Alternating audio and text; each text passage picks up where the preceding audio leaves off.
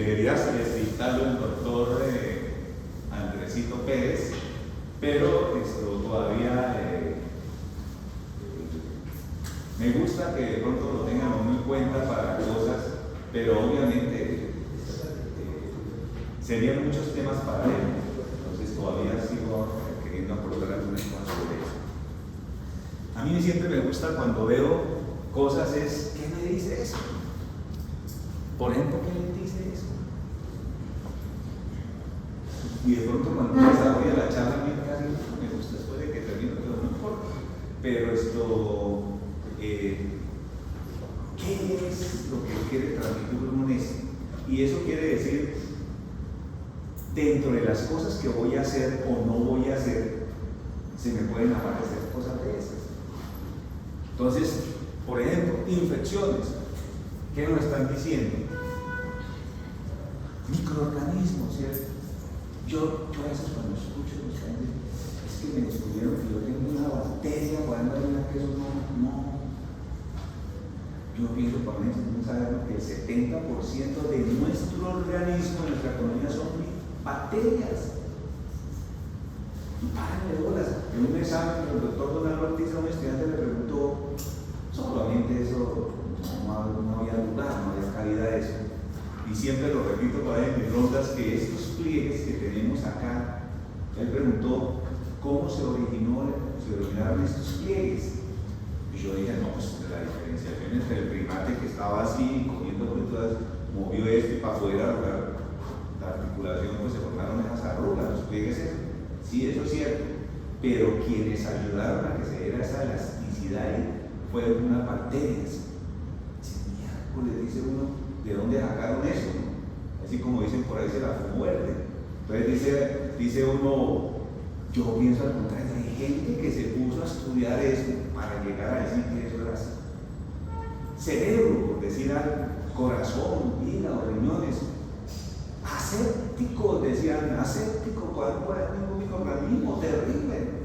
Cuando hoy empezamos a descubrir que tenemos microorganismos por allá, sanos, aprofitos, viviendo con nosotros. ¿Cuál es quizás la bacteria más grande, la campeona de todas que tenemos nosotros? ¿Cómo se llama? Es un organelo que está dentro de la célula. La mitocondria. La mitocondria. Las mitocondrias fueron bacterias nuevas que se nos colonizaron, cohabitaron, se degradaron y la misma economía nuestra la volvió a hacer servicio. ¿Por qué se sabe que son bacterias? Tienen su propio ADN. ¿Por qué? Tienen su propio ADN.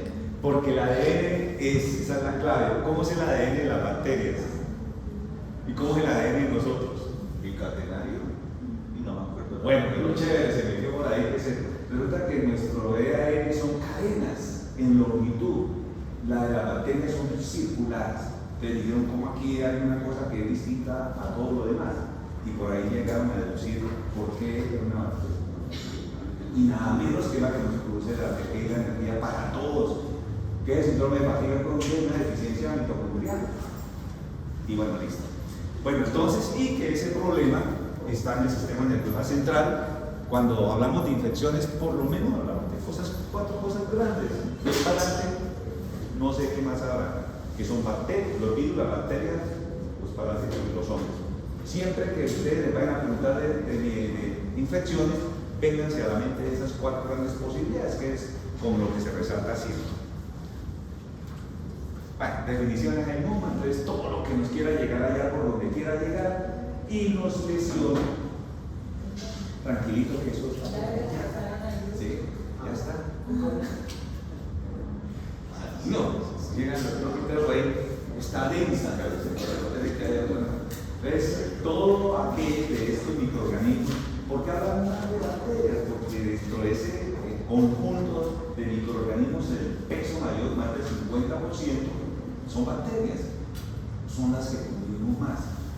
Por ejemplo, ¿cuánto tenemos en peso, en bacterias de toda la piel?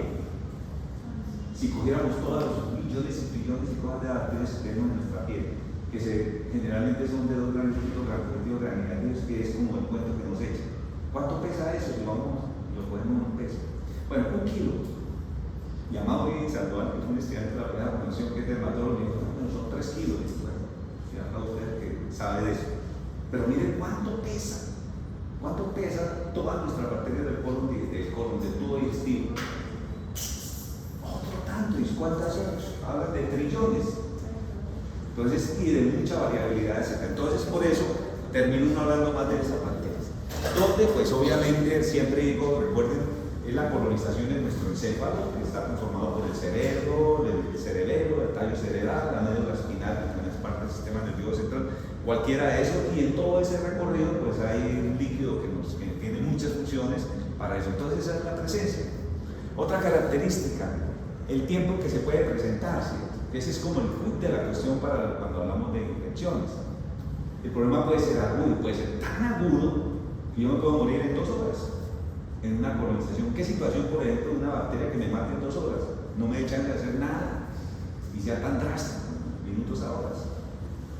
¿Una meningitis bacteriana? ¿Cuál? ¿Meningitis bacteriana? Bueno, sí, pero de pronto un microorganismo que tengan esas consideraciones que puedan ser tan letales. Bueno, los que producen un choque tóxico. ¿Ah? Todos los que tengan eso, puede ser gram positivo, gram negativo, puede ser un estafilo, puede ser un alcohólico, una toxicidad, todos los que puedan generar sustancias que nos den eso de choque tóxico. Ni siquiera tenemos, a veces podemos hacer estudios en sangre, una viremia, una bacteria, cosas de esas, en fin.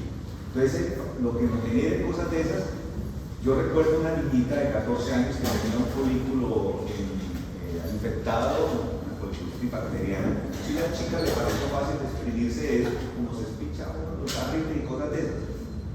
Y en 2 horas estaba de muerte, fases tóxicas, gravísimas, todos los estudios, radiografía de todos los humanos. 6 horas después parecía una edema pulmonar. Era una neumonitis necrotizante por estafilo terrible. Y quedó con una falla que se le comió prácticamente medio pulmón, con neumatoceles y todo lo que quiera. Entonces, por eso, en la parte aguda pueden haber cosas de esas, y lo mismo pasa en el sistema nervioso central. Hacen estragos. Recuerden la terapia epidemiológica, ¿no? El vuestro, hospedal, lo que quieran llamar, el hábitat es el ambiente, y por supuesto la agresividad del microorganismo. Nuestras defensas, la virulencia del microorganismo y el hábitat en que se desarrolla. Lo que pasó con el COVID, por ejemplo, donde ahí tuvo que ver más que todo el microorganismo, la agresividad, la virulencia de eso. Y las crónicas que nos dan para hablar de todo lo que ustedes quieran, que son los casos clínicos, que a veces dice uno, los síndromes febriles prolongados, y después tiene una histeria, o aparecen para microorganismos que a veces ni siquiera los hemos escuchado. Entonces, es eso, es una instalación más insidiosa. Bueno, lo que recordaba sobre la parte de las infecciones, que siempre que piensen en infecciones, ahora que van a llegar exámenes y empiecen a hablar de infecciones, para ayudarse uno desde el punto de vista de infecciones y desembolatar la pita, es que pueden ser de muchas, de esos 4 órdenes. Puede ser un virus, puede ser una bacteria, puede ser un hongo, puede ser un parásito. Y si cogen cualquiera de eso, vamos a tener ejemplos de ellos, y quizás vamos a desarrollar en el tiempo. Claro, cualquier cosa, nosotros le decimos a esto la caja sellada, la bóveda, bueno, muchas formas para decir que es rígido ahí. Entonces, en algo tan dinámico, tan hiperdinámico como es nuestro sistema nervioso central, cualquier cosa que genera ya puede revestir gravedad. A veces decimos, es una lesión del tamaño de un millo, no es un milímetro, un milímetro, está localizado en la corteza, en un sitio, podemos tener epilepsia, bueno, lo que ustedes quieran. Obviamente, hacer el diagnóstico con rapidez, y aquí sí cabe el cuento de que a veces actuamos y luego pensamos, y todos los que vamos a trabajar en esto lo vamos a ver en un momento dado, donde uno dice, prefiero equivocarme a favor del paciente. La gente llegó y le quiso poner los antibióticos que quisieran, porque pensaron, por ejemplo, una meningitis bacteriana, listo. Después se mirará si fue o no fue, cosas de esas, porque lo que dice ahí, la rapidez es lo que determina la mortalidad. Bueno. Y es eso, ¿no? Las consecuencias de tener un daño que se nos puede dar. Y hay gente muy de buena, los virus, por ejemplo, que producen a veces encefalitis o meningoencefalitis, a veces más encefalitis, más parénquima que la envoltura. Esto pueden ser dramáticos. Y recuerdo casos de personas que tuvieron más de un evento de esos y quedaron sin secuelas, y eso fue hace muchos años, 30, 40 años, y quedaron sin secuelas muy de buenas. Y de esos ejemplos se van a ver en todo el planeta. Entonces es muy importante esas cosas, pero la mayoría va a tener una serie de consecuencias de diferente orden, en los cuales, buenos días, doctor Quintero, esto, que van a determinar también esa urgencia de poder resolver las cosas. Vean la curiosidad, ¿cierto? Los jóvenes fácilmente pueden terminar en cosas muy drásticas por el evento, como lo que acababa de comentar, ¿cierto? Como un choque séptico o un cuadro de alta, un síndrome de hipertensión arterial severo, donde lo mató en cosas de horas al paciente. En cambio, las personas mayores pues tienen ya experiencia desde todo punto de vista, incluyendo la humanidad, sus sistemas circulatorios, de todo lo que ustedes imaginen, y generalmente van a morir de consecuencias del impacto que va a tener sobre otros órganos. Entonces, el síndrome de falla multiorgánica, toda una cantidad de cosas que también se han venido aprendiendo a través del tiempo. Obvio, todas estas cosas de lo que empezaba al principio, de la rapidez, la inteligencia artificial, la tecnología, los mejores medicamentos de todo tipo para todo tipo de microorganismos, pero hay cosas que nos colgamos más, hay cosas que por ser más frecuente avanzamos más. Por ejemplo, las infecciones bacterianas, pues ya hoy en día desarrollamos mucho más antibiótico-terapia. Sin embargo, los microorganismos no son tontos. Algunas dicen bacterias inteligentes interrogadas. Claro, es que ellas mismas hacen su propio análisis, porque tienen su propio sistema inmunitario y se defienden. Morirán algunas, pero las otras no. Entonces la resistencia bacteriana también está a orden del día. Entonces eso también es importante. Y otras partes, aún en los tiempos de hoy, con todo lo que hemos avanzado, todavía estamos muy colgados. Yo sí estoy pensando con esto del COVID, donde con esta parte de la vacuna, donde la humanidad se atrevió a dar un paso que va a tener un costo y lo estamos pasando, pero era meternos directamente con algo que es vital para poder llegar al virus. Por eso no nos trancamos. Si lesionábamos al virus, que son intracelulares, nos lesionaban a nosotros mismos. Y muchas veces la quedada es eso, que tampoco es quedada, eso ya se ha hecho en el laboratorio, pero ya ensayarlo en los seres humanos, y qué mejor cohorte, ¿no?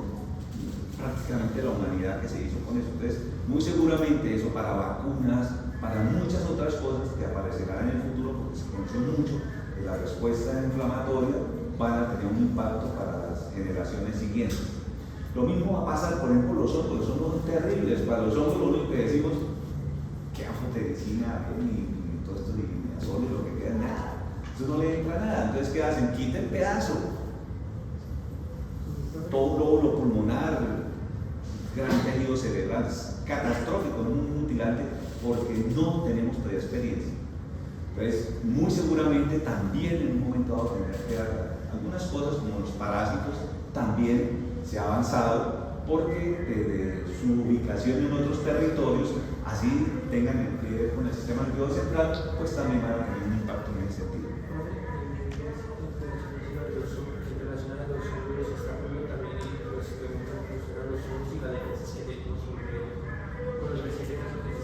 Lo escuchan allá, por favor, para que lo escuchen ustedes también. Dígalo, tranquilo. En relación a los hongos, su resistencia y cómo es que el cuerpo se defiende encima de los hongos, se está poniendo en cuestionamiento por lo del hongo que se desarrolló en Estados Unidos, que se está desarrollando en Estados Unidos y se está volviendo su problema de salud pública allá, que es un hongo negro que nació desde una destilería de alcohol y que gracias a esos tipos como de ambiente en el que creció, que parece que este hongo se vuelve muchísimo más infeccioso. Entonces por eso se está poniendo a duda lo que vendría siendo las defensas fisiológicas en contra de los hongos. Entonces es muy posible que este tema de los hongos en parte de la afección corporal, incluso de la afección neuronales, se pueda llegar a cambiar en un tiempo. Bueno, ¿qué opinan de eso? ¿Sí? Se me acordé de Alexander Fleming. ¿Saben quién es Alexander Fleming? ¿Qué le pasó a ese señor? Sí, por supuesto que no. Menos mal que no dijo que era de Milán. Pues que estudió la penicilina, ¿cierto? Y fue un error, ¿cierto? Se cae un tubo, la fantasía de lo que sucedió, ¿no? Se cae un tubo, empieza y vean que no crecía. Son cosas de lo que se llama la serendipia, ¿no? ¿Qué es serendipia a propósito? ¿Qué es? Serendipia. Serendipia. ejemplo, ¿sabe qué él ha hecho? Eso es una burla y con todo el respeto para las mujeres. Si se cae una manzana y le pega en la cabeza, ¿qué pasa? Es una broma que hacían antiguamente, dicen, me pensaron por M, ¿no? En cambio, ¿qué pasó con Isaac Newton? Descubrió la gravedad, ¿no? Entonces, esa es una serendipia, es una ocasión, es una chiripa, digamos, como decimos coloquialmente nosotros, pero con la capacidad de una persona pensante ahí en ese sentido. Hice la broma esta, si quiere digo quién es Marie Curie, ¿no? Ha sido el único personaje que ha tenido los premios Nobel en la historia de los premios Nobel. Es una mujer, ¿saben? Y entramos en la era de Mario, que dicen que es de la mujer y de estas estudios de la mujer, y por eso aquí no es este hombre, etcétera, etcétera. Listo. Entonces, eso lo que nos está diciendo es cuán todavía no sabemos, que es parte de las cosas que les transmito a ustedes. Es abrir esa mente siempre a que vienen cosas, no tener miedo. Ustedes pueden tener 100 años, pero obviamente uno puede espiar lo que viene a futuro. Y alguien me decía en estos días, doctor, no se preocupe, la edad no es un número, la edad es lo que su mente determina. Su cuerpo puede estar viejo, pero si su mente la tiene en este juego de los tiempos, usted no es un viejo.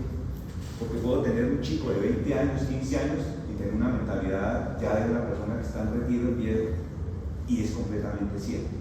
Entonces, es muy importante que tengamos la mente abierta para eso. Eso es una buena inquietud para decirnos que esto que poco conocemos hoy en día, que estamos colgados, que también está determinado por la frecuencia para las cosas. Lo más frecuente le prestamos más atención y somos más rápidos, lo otro no. Y en eso yo siempre he pensado que los hongos es un tema extremadamente grande, que creo que igual que las bacterias que han salido a tener mucha lucidez en cosas, y ahora que estamos descubriendo más, por ejemplo, en las microbiotas, que tenemos hongos también, que son saprofitos, que son sanos, que son nuestros amigos invisibles también, vamos a conocer sobre eso. ¿Y qué va a pasar? Como a veces hago en las comparaciones, si hay cosas, microorganismos, que pueden ser agresivos o no, en un momento dado, no hace mucho las cosistizóminas no eran sino saprofitos y cosas de ellos no le estaban parando atención, hoy en día le estamos, ¿por qué? Porque en la medida que estaban adormilados, se les da otra oportunidad y ellos entran en otro comportamiento. Obvio, el impacto sobre todos estos problemas de las infecciones del sistema nervioso central, la rapidez con que hagamos el diagnóstico, pues va a determinar las consecuencias y las secuelas de lo mismo, desde el punto de vista de la curabilidad versus el riesgo de la mortalidad que ella produce, más las secuelas que ellas pueden producir. Por eso siempre tenemos que estar dentro de un ámbito de ámbito. La epidemiología siempre nos va a decir es eso, y eso es lo que determina que estas clases estén presentes. A propósito de eso, ¿qué es lo que determina que nosotros estas clases las estemos dictando? Es porque se les puede presentar a ustedes, ¿cierto? Es la frecuencia de ellos. Yo recuerdo un caso alguna vez, tuvimos una mucoviscidosis, por ejemplo, y el chico se fajó. O sea, y yo le decía, listo, eso está bueno que se lo aprenda, pero usted no va a dar mucoviscidosis toda la semana ni todos los días, y listo, usted se volvió un experto en este momento de eso. Pero ¿cuántas mucoviscidosis va a haber en la vida? Probablemente esta la única que vaya a haber. Entonces, esta frecuencia con que aparecen es lo que determina que estas clases se den. Es por la presencia de la enfermedad en nuestra accionar médico posteriormente.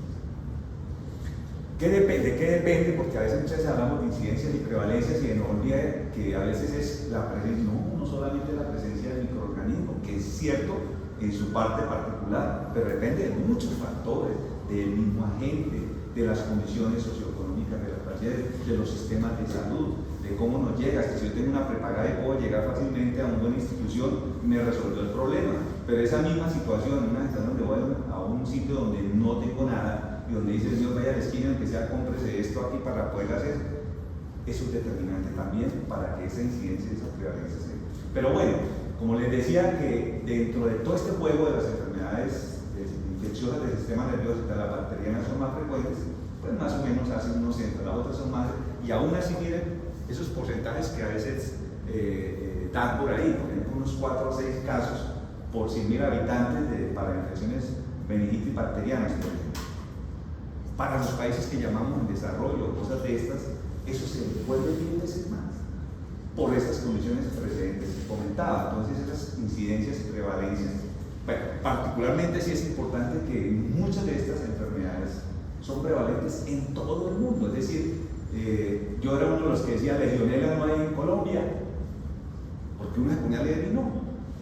Si eso es de donde hay estaciones, fue a Francia, España, donde sea, en fin. Pero de pronto sí aparecieron casos de legionela en Colombia y decía, oh, qué sorpresa. Entonces nos olvidó que nosotros vamos a Francia hoy en día con una facilidad, llevamos, nos traemos la bacteria. Entonces, hoy en día, por eso la importancia de hablar de prevalencia, es decir, que en cualquier sitio del planeta se pueden encontrar estas enfermedades, más los riesgos de pronto de hacer, como van a tener impactos de algo que sí dice ahí más adelante. Bueno, listo. Con relación al impacto que ella tiene, la mortalidad, ya lo variable que es, y estadísticas ustedes van a encontrar las que quieran, pero siempre van a tener unos números casi siempre de 2 dígitos, altas. ¿Y de qué depende eso? De lo rápido que se preste para la atención. O sea, si nos demoramos en el diagnóstico, como lo hemos visto en los casos clínicos, ese es el impacto para la mortalidad. Entonces la mortalidad, si no se trata, es terrible para los daños que pueda generar ella en eso. Y no solamente, por supuesto, las bacterias, todos los microorganismos, y con mayor razón los que son más raros, como son las parasitosis, o por ejemplo la mortalidad por amibas, una meningoencefalitis por amibas, por ejemplo. Y uno dice, pues, ¿cómo va a llegar una amiba al cerebro?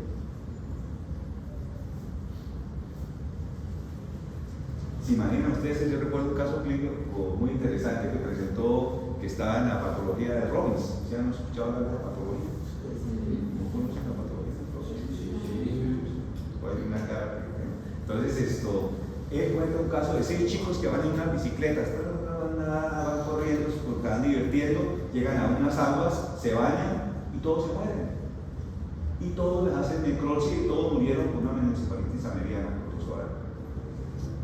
Y bueno, y él narra cómo por la lámina de cribriforme se mete en el tema del globo central, y obviamente eran unas aguas estancadas, chicos que van en su recreación y por un hábitat de la trea epidemiológica que comentaba al principio, terminan en mortalidad. Se mueren los que están adentro, se mueren tiempo después. No hacen como se bañaron, se sumergieron, estos protozoarios en aguas estancadas penetraron por la lámina cribriforme y llegaron al sistema nervioso central y producieron una meningoencefalitis gravísima. O sea, mortalidad de 100%. Virus, rabia, por ejemplo, ¿cuál es la mortalidad por rabia? Depende de qué fue el estadio. O sea, si usted la trata antes del tercer estadio, se salva. Si después del tercer estadio que empiezan los síntomas, ya no hay nada que hacer. Listo. ¿Y qué pasa cuando llegamos a la prevención? La prevención, pues los animales tienen los vacunados. Pero bueno, entonces, ¿cuál es el chance de una persona que le dé rabia de morir? 100%. 100%. Se mueren todos. Entonces, ¿qué nos toca? Pues ante el evento de una mordedura que no sabemos de animal, lo que sea, nos vacunamos porque no podemos dar chance de esos estadios que acaba de comenzar se den. ¿Cuánto tiempo se demora, digamos, a que de verdad se convierta en 100%? O sea, de que usted... Imaginen, un perro desconocido, Sí, exacto. hijo desconocido, por allá, cosas de no Lo puede que estar. ¿cuánto tiempo tiene usted para ir a las urgencias? Entonces, El paciente una vez consulta, y ustedes lo van a ver, ¿cierto? Muchas veces llega el paciente con heridas mordidas de animales desconocidos o incluso conocidos no vacunados y se toma la decisión porque hay unos protocolos para eso. Y le dice, la prudencia me dice, vacúnelo. Por ejemplo, la exposición a la meningococo. Resulta que hoy el médico recibió el paciente y después dijeron, el paciente tuvo meningococo, ¿qué hacen conmigo? Por exponerme, por haber atendido un paciente que yo no sabía que tenía. Me hacen profilaxis también, porque son enfermedades de alto impacto de morbo y mortalidad, y entonces a los que se exponen también les hacen prevención, que es algo que es muy importante dentro de eso. Listo, entonces, de todas maneras, el riesgo de tener un impacto si no se hace un diagnóstico a tiempo es que va a tener consecuencias muy serias. Y obviamente, dependiendo de cuál es el microorganismo, pues, va a tener, como lo acaban de ver, ¿no? Desde cosas de bacterias pues, hasta parásitos y hongos que son muy drásticos. Pero también les comentaba en un momento dado esos casos, por ejemplo, de las encefalitis herpéticas a veces, que pueden ser cuadros muy dramáticos que, tomados en su momento adecuadamente y con buen tratamiento, las secuelas son prácticamente nada. Entonces son cosas interesantes, a pesar de son como los extremos de ese espectro que estamos viendo. Por supuesto, como también lo vimos, como en el caso del COVID, ambientes culturales, por eso ese uno del medio ambiente es muy importante para Somas y cada vez vamos a encontrar más eventos de eso. Y no solamente desde el punto del ambiente, ahora que la Tierra la parte de las glaciares de la Tierra se están derritiendo y empiezan a aparecer cosas de unos ancestros millonarios de todo tipo de microorganismos que al despertar van a convivir de nuevo con nosotros. Y a eso es lo que le llaman pues, nuevas infecciones emergentes por microorganismos que han estado letárgicamente a través del tiempo y por efectos de esto del cambio climático van a despertar. Y ya hay gente que se ha puesto a estudiar eso.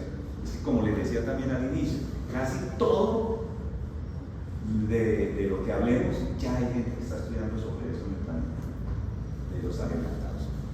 Bueno,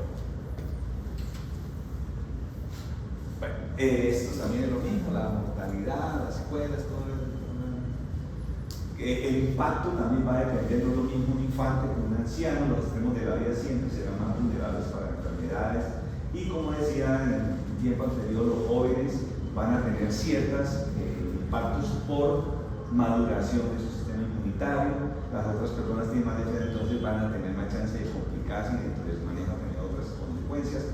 Entonces hay muchas circunstancias en las cuales va a depender de la edad, de la gente, del ambiente, todo eso para el impacto sobre la mortalidad.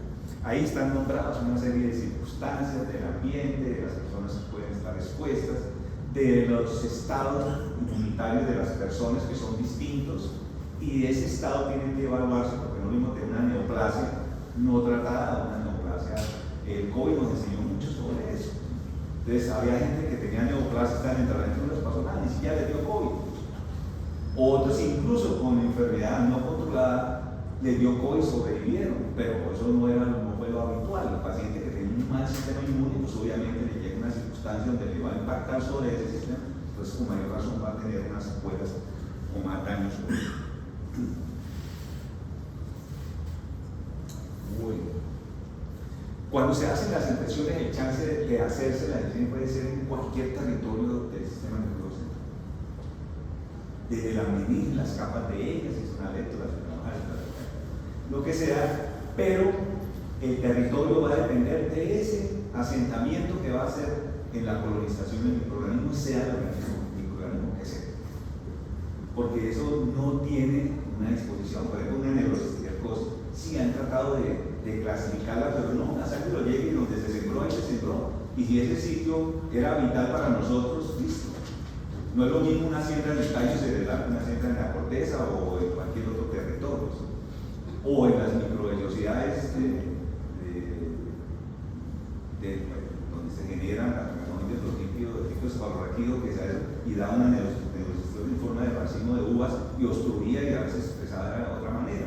Así el neoplasia puede pasar con toxoplasmosis o cualquiera de estos, y en general, dependiendo del sitio de localización, va a tener un umbrelo vascular, porque a veces también hay fenómenos es que la respuesta inflamatoria participa mucho, que puede ser primario o secundario para eso. Entonces vamos a hablar un poquito de lo que es la barrera hematoencefálica. Alguna vez, por cosas del azar, me puse a leer la barrera hematoencefálica, entonces decían que era como una red vascular, como quien puso una muralla y algo ahí y ya. Me encontré un artículo ahí, yo decía, por ahí sí era. Esto es complejo, es casi el reflejo de mucho de lo que se tiene que ver con nuestra actividad celular, a nivel celular, molecular, bioquímico, de lo que ustedes quieren. Eso lo tiene la barrera. Bueno, no está tan chévere acá. Pero bueno, estas digamos son las células del endotelio, digamos, capilares sanguíneos, que ahí está diciendo que es una red endotelial, etcétera, y se le pegan una serie de células ahí.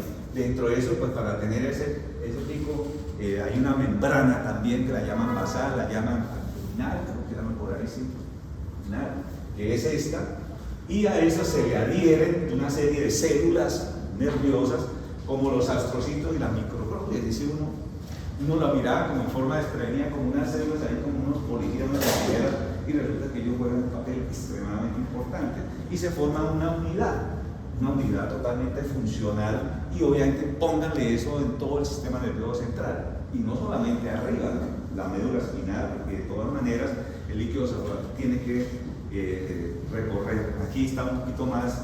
Esto que está aquí, pues obviamente de todo esto es una visión ahí microscópica prácticamente de lo que existe ahí. Entonces es realmente una red, que la base es el endotelio donde están pegados, que impide no voy a saltar eso para mirar esta otra lámina, que es más, es eso, es como barrera, genera un hermetismo para que no pasen determinadas sustancias, que era lo que decíamos nosotros, de todo tipo. Entonces uno dice, bueno, ¿y cómo pueden pasar cosas donde hay macromoléculas, hay pues sustancias, hay electrolitos, hay hormonas, o sea, que tienen que llegar al sistema nervioso central? Entonces, por eso hay muchas cosas dentro de que esas células, cuando uno estudia, digamos, la biología celular, como la exposición de ellas tiene multifunciones. Incluso, por decir algo, me ponen aquí, usted está encargado en este momento de dictar una clase, pero resulta que empieza a temblar, y yo no puedo seguir aquí dictando la clase y viendo que esto se está cayendo. Entonces yo cambio mi función en ese momento. Dejo de hacer sin perder, fui diseñado para estar aquí, yo le ayudo aquí al otro, etc. Entonces, eso ha venido cambiando seriamente, y en inmunidad uno lo aprende muy esquemáticamente, que la inmunidad innata, que la inmunidad adquirida, y que entonces esto es por acá, de los neutrófilos, de todo lo que quieran, leuquinas y células trincadoras de antígenos, y todo lo que ustedes quieran. Y que esta, entonces, los linfocitos T, que entonces están divididos en los CD4, los CD8, que los ayudadores, que los citotóxicos y todas las cosas, y ya llevamos más de 20 conocidos, que eso quién sabe cuántos eran realmente, y resulta que están descubriendo que eso no es tan así, que esto que llamamos la inmunidad innata con la inmunidad adquirida se entrelazan y empiezan a ver que se ayudan las unas con los otros, y se vuelve complejo como era esto. Pero dentro de toda esa complejidad, como barrera, hay toda una cantidad de acciones para ser permisibles. Entonces, eso que creíamos que era tan hermético, incluyendo microorganismos, no era tan así. Y bajo circunstancias se permeabilizan cuando hay procesos inflamatorios, cuando hay estrés, cuando hay hipoxia. Hay muchas circunstancias que nos pueden hacer permeabilizar. Pero han descubierto también que resultó que hay zonas del encéfalo que no tienen barrera hematoencefálica. No necesitan tenerla, porque, como decir algo, la muralla china de allá está controlando que hay zonas donde se necesita que eso fluya a la velocidad que necesita estar en ese momento. Entonces, por ahí donde está la hipófisis, donde está el hipotálamo, donde está la pineal, donde están muchos, es cerca de los ventrículos, cerca donde se está dando más flujo, tanto sanguíneo como el líquido cefalorraquídeo. Eso necesita una bidireccionalidad para que se dé una actividad. Entonces, no necesita que haya barreras. Y allá circulan todas esas sustancias con mucha facilidad. Entonces, volviendo al cuento de acá, todas las posibilidades que se hay para que existan, ¿no? Sustancias, estos están tan pegados, tan herméticos. Y es que esto parece, mirando esto me pareció el intestino tiene lo mismo. Están tan pegadas, tan herméticas las células, pero ellas permiten que haya moléculas y se ponen a estudiar qué cosas se pueden pasar intercelularmente, qué pueden pasar a través de las células, qué pueden hacer hasta a través de determinados transportadores, y ahí viene todo lo que ustedes quieran, cómo pasan hormonas, cómo pasan electrolitos, cómo pasan todas esas cosas que se oponen a la belleza. Y realmente cuando uno empieza a ver esto a nivel molecular o a nivel bioquímico, ya dice, esto no era tan sencillo, como decía, simplemente decir es una red endotelial con unas células ahí de tejido y ya, eso fue así. Entonces es muy interesante, no sé si decía por ahí algunas zonas donde no hay barrera macroencefálica. El cuarto dice. Sí. Y básicamente era lo que decía, pues, todo eso no se puede estar escribiendo. Listo. El líquido cefalorraquídeo, ¿no? Que va a ser extremadamente importante, trae unas consideraciones que valdría la pena de pronto como interactuar con ustedes sobre eso, ¿no? Cómo se produce, dónde se produce, qué cantidad se produce, cuál es el impacto, y por eso podemos hablar de muchas cosas de eso. Siempre se ha dicho que tiene como ese aspecto que es cristalino, como agua de roca, le decían fuera de esas cosas. Le decían los profes antiguos, si usted es capaz de coger un periódico y lo pone, si puede leer a través de él, está límpido realmente, es inodoro, en fin, todas esas cosas. ¿Cuánto la cantidad? Uno empieza a mirar frente a 1500 miligramos, que es solo el cerebro, más o menos no alcanza a tener 2 kilos sí, de peso, todo el céfalo, más o menos da eso. Solo 150 mililitros que van a estar ahí circulando dentro de todo ese complejo. Vamos a mirar una gráfica muy interesante, y obviamente pues tiene que circular más donde tiene que estar pues más tejido presente. La velocidad, y esto nos puede dar uno por reglas de 3, cuánto se produce en el día, cuánto por hora, cosas de esas. Si producimos 0.1 mililitro por minuto, ¿cuánto estaríamos produciendo en una hora? Ustedes ahí pueden ver. Y así lo podemos llevar a eso. La presión es muy importante, porque el líquido no es un agua ahí que simplemente está circulando, no, eso tiene muchas funciones también. En la medida que es más temprana la edad, donde somos más líquido que tejido magro, obviamente esto cumple mucho mejor función para fenómenos del movimiento.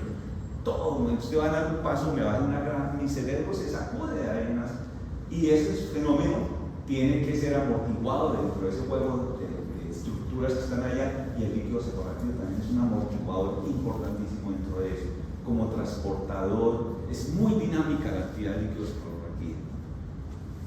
Bueno, en composición, como cosas grandes para tener en cuenta, la glucosa, más o menos se dice que está muy parecida, muy cercana, dicen que más o menos 1/3 por debajo de la sérica, entonces por eso habla de 50, 85. Proteínas también necesitamos, hay proteínas ahí y son estudiadas, qué tipo de proteínas son las que se presentan. También se puede hacer una comparación con las proteínas séricas en eso y otros electrolitos, aquí solamente menciona eso, de celularidad presentes en ese momento. Porque cuando vamos a hacer un estudio debemos tener en cuenta que sí hay presencia, y como muchos otros fluidos, también como la orina, como el pleura, donde exista líquido, un pericardio, también tenemos presencia de eso. Y son como esos centinelas que van viajando en un momento dado. Y vean que son células mononucleares, son linfocitos los que tienen presencia, y obviamente una presencia muy escasa, 0 a 3, pero son personas de alto entrenamiento para desencadenar las respuestas.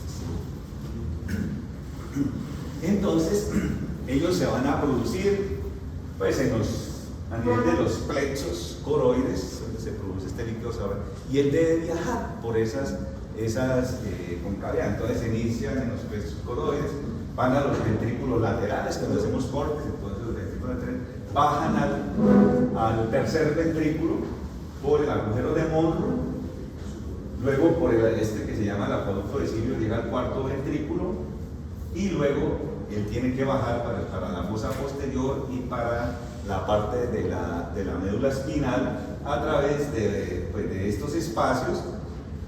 Dentro de esos hay una bahía, una ciénaga que se llama la cisterna magna. Ahí tiene 2 caminos para volverse, uno se devuelve otra vez y otro va simplemente a los procesos de reabsorción. Entonces, en esa circulación, obviamente se va a dar en la parte, digamos, centro basal del sistema nervioso central, donde está la parte más gruesa de estructuras tan vitales, pero que finalmente, pues obviamente tiene que circular por todo, por el espacio serrano y dar su vuelta para... Es una otra circulación que tenemos que cumple complementación con la circulación sanguínea.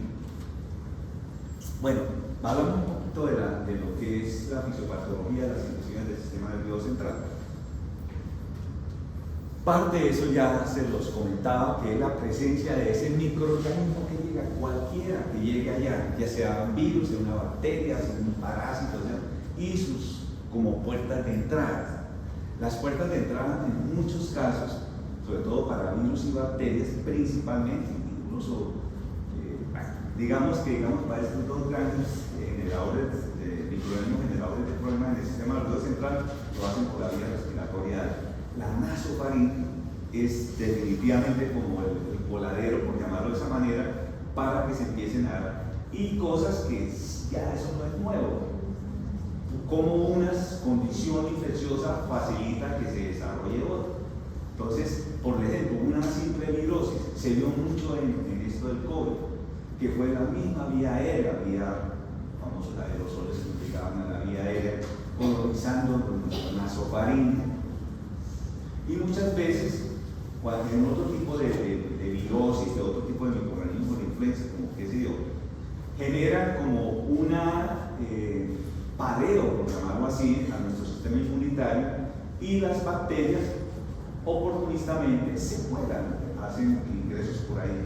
Pero eso es simplemente por vecindad, terminan llegando al sistema nervioso central. Otras circunstancias que se generan, los traumas, las heridas, la sinusitis también por otra vecindad, heridas, dispositivos que se colocan, los famosos dispositivos a nivel de correcciones quirúrgicas como a nivel coclear, también por la vecindad de su cuerpo extraño, son facilitadores para eso.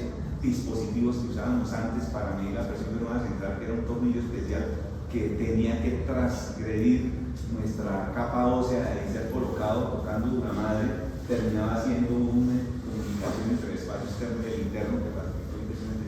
Entonces hay muchas formas para que lleguen a él. Ya una vez en la presencia, en estos casos que pueden ser por llegada directa, van a generar esa respuesta inmune finalmente eso. Pero la mayoría de los microorganismos van por la vía sanguínea. Por eso la potencialidad de cualquier distancia de nuestro organismo, por ejemplo, el tubo gastrointestinal, por decir algo, las infecciones de piel, cómo terminan llegando al sistema nervioso central.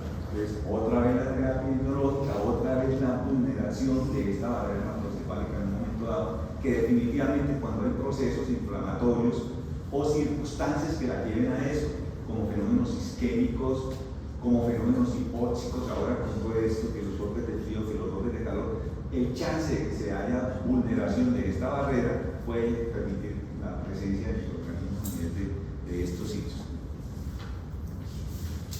Bueno, la respuesta inflamatoria, pues obviamente tiene que ver con nuestra inmunidad, y obviamente nuestra inmunidad primaria, la de ataque, está mediada por lo que se conoce dentro de esta forma esquemática como la inmunidad innata, que es esa respuesta que no piensa, sin memoria, simplemente algo extraño está sucediendo y se despierta, que son nuestros polimorfos nucleares, como que son cierto tipo de inmunoglobulinas, de interleuquinas muy conocidas, la 6, la 8, bueno, también el factor de necrosis tumoral, algunas células dentro de esas que son bien conocidas, se llaman las células, que son células como dispuestas en esta primera respuesta, pero ocurre tan rápido a veces que nuestra inmunidad, cuando ya no pudo, digamos, controlar este proceso, pues viene algo más ataque, es mucho más drástico y que termina muchas veces haciéndonos daño a nosotros mismos, que es nuestra inmunidad ya, donde entra la fase de los linfocitos T, con todas estas respuestas, tormentas de citoquinas y todas estas catástrofes, que no solamente son per se por ellas mismas, sino todos estos fenómenos vasculares que también se despiertan, que generan otras respuestas que nos alteran nuestro flujo sanguíneo cerebral, que nos van a generar subsecuentemente o procesos de mala perfusión con fenómenos isquémicos y todos los que se van a traducir en otras respuestas, como lo vamos a ver enseguida, de diferentes niveles que sumatoriamente van a llevar a la catástrofe.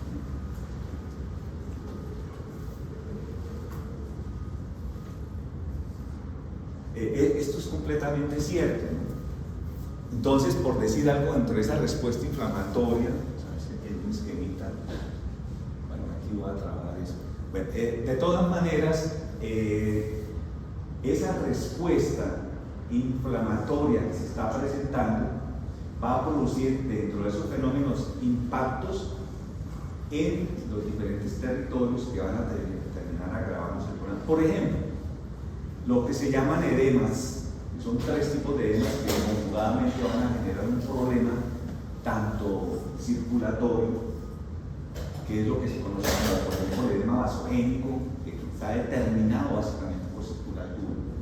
Dentro del espacio intercelular, que en todas partes de nuestra economía existen, también esta respuesta hace que se produzcan líquidos ahí, bien sea por transudación celular o por fenómenos simplemente de la presencia de líquidos por flujo, que lo llamamos selección intersticial también allá, y por otro mecanismo, por estas mismas respuestas inflamatorias, se van a presentar otro tipo de edema que ya está mediado inmunitariamente también, que lo llamamos el edema citotóxico. Esa sumatoria va a generar una acumulación de fluidos en el cerebro que va a llevar a un fenómeno que se llama hipertensión endocraniana, y eso va a generar una serie de consecuencias que están muy presentes en todo este tipo de cosas, y por supuesto que no son únicamente de origen infeccioso.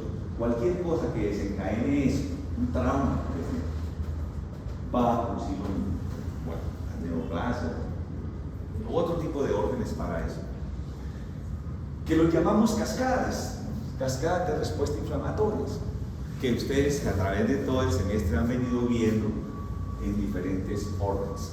Vamos a ver esta particularidad, ¿cierto? En la meningitis bacteriana, cómo se presenta eso.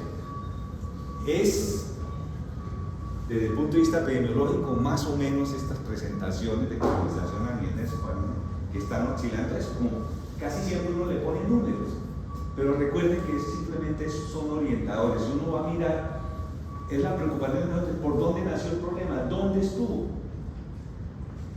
y vea que muchas veces las cosas cambian. Por ejemplo, el COVID, vuelvo a traer a colación este virus, ¿cierto?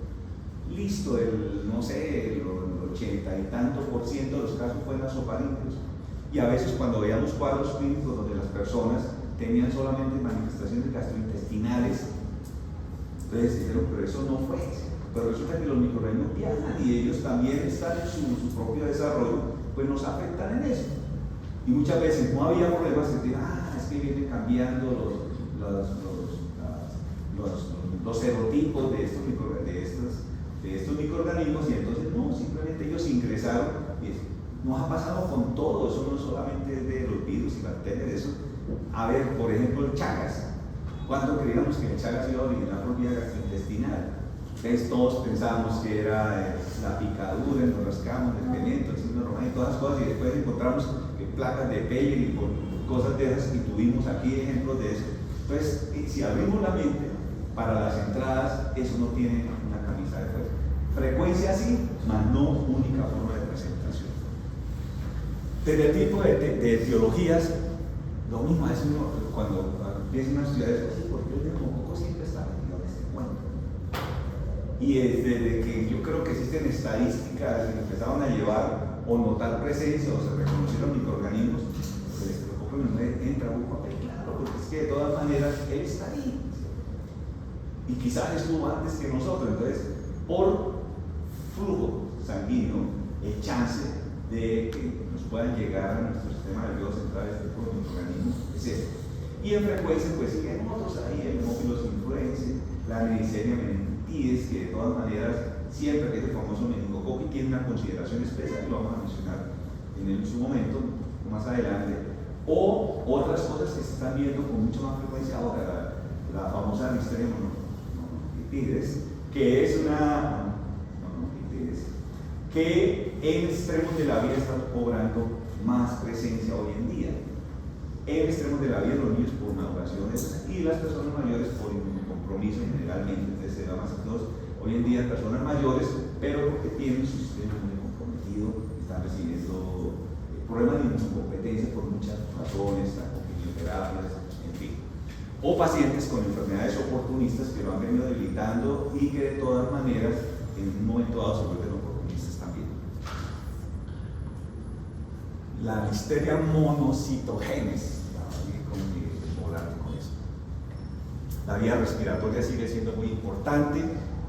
Lo que comentaba, ese estado previo, una enfermedad viral que nos debilita nuestro sistema inmune y le da como oportunismo para que seamos colonizados por bacterias, y decíamos, muchas veces lo vemos en la parte respiratoria. Tenemos una gripa y después se nos complica con una neumonía bacteriana. El sistema nervioso central pasa lo mismo. Vean que en esta lucha inmunitaria, que vuelvo a traer el cuento porque el COVID también tuvo que ver con el sistema nervioso central, no en la dimensión que lo tienen otros microorganismos virales, pero sí en que nuestro sistema nervioso se defendió. Hay una expresión que hizo un neurólogo alguna vez, porque uno de los síntomas clásicos que tenían algunos cuadros virales por SARS-CoV-2 era que se perdía el olfato y el gusto de pares craneanos que se afectaban. Entonces él decía, generalmente se sacrificaban este par de pares craneanos para que no se nos penetrara el sistema nervioso central, pero nos daba cierta benignidad con relación al cuadro general del COVID. Entonces son cosas que nos decían, entonces ya decimos, tuvo Arnold y todos esos problemas, va a tener un COVID más suave que una persona que no tuvo eso, en la lucha para no dejar penetrar desde la parte nasofaringea el virus a otros territorios. Entonces esto es muy frecuente, ¿no? Una infección precedente como causante de fenómeno. Obviamente, si el microorganismo invade, pues él va a circular, entonces le ponemos nombres, desde bacteremia, porque es sanguínea, entonces bacteremia, serviremia, sertugemia, parasitemia, y después por la transgresión hacia el sistema nervioso central. Entonces esa parte es muy importante porque si hacen circulación, el chance de que en un momento dado podamos aislarlos se nos vuelve grande a través de hemocultivos para eso. Vuelve el cuento, ¿cierto? Son más fáciles cultivar bacterias, los virus tienen importancia, pero ya tienen más dificultad, y de ahí para adelante, con mayor razón, para hongos, para parásitos, ya es mucho más difícil.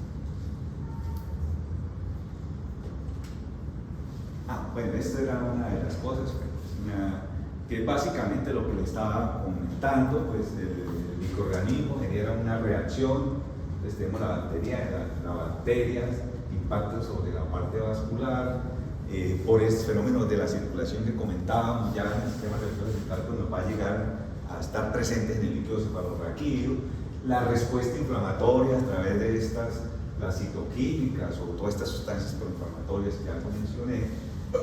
Una vez ya en presencia, en este caso para las bacterias, en las meninges, van a provocar esas respuestas hacia el edema intersticial, hacia el edema citotóxico y hacia el edema vasogénico, que tiene que ver con circulación, respuesta inflamatoria y particularidades de esas respuestas, donde se impactan estas reacciones a nivel de los vasos sanguíneos, porque también ellos van a sufrir proceso inflamatorio. Y ese proceso inflamatorio, si se lo inflama el vaso, disminuye el flujo sanguíneo cerebral, generando fenómenos de isquemias, y eso va a generar pues liberación de estos aminoácidos citatorios que básicamente son el glutamato y el aspartato, que a veces los llamamos que eran unos neurocitadores como dañinos.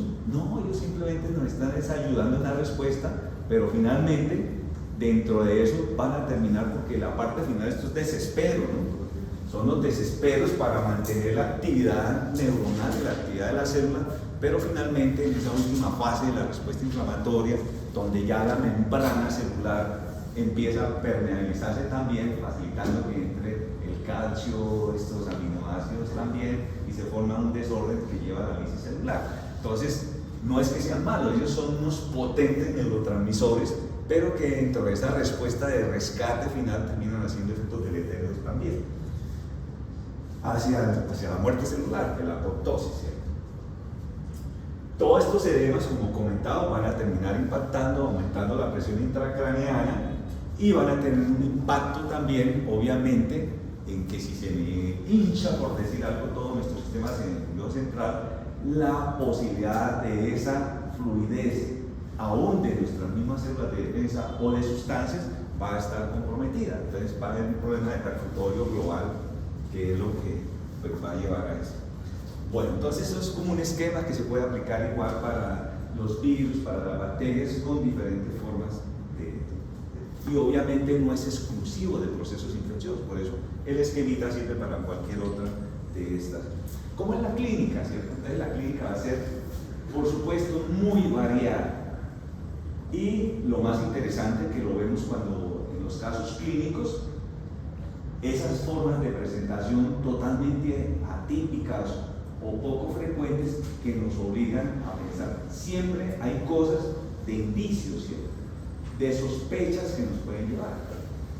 A ver, para que nos vayan a dormir algunos que nos cuenten qué sintomatología se puede presentar para neuroinfecciones. Rigidez de la nuca. Porque bueno, ya impacto sobre eso, rigidez de nuca. ¿Qué más? De síntomas, por ejemplo. Síntomas. La fiebre, ¿cierto? Dolor de cabeza, la cefalea, las parálisis. ¿Qué más? Y ya hablaron de una triada prácticamente. ¿Qué nos faltaría? ¿La fotofobia? Bueno, fotofobia, ¿qué más? Somnolencia, alteración del estado de conciencia. Incluso hay una triada clásica, ¿no?, que es la fiebre. ¿Con qué? ¿Con lo que dijo Rafael? Con la rigidez de nuca. ¿Y qué dijo? Y alteraciones del estado de conciencia. Eso es una triada que uno lo encuentra, un paciente ahí como adormilado. Todo eso nos lleva, casi que a veces dicen fiebre y cefalea, casi que nos toca empezar a pensar en problemas de hipertensión. Y de ahí para allá, ¿qué otros síntomas? Que ya se pueden empezar a desgranar dentro de esas que ya comentaron, que ahora van a tener que ver casi como no.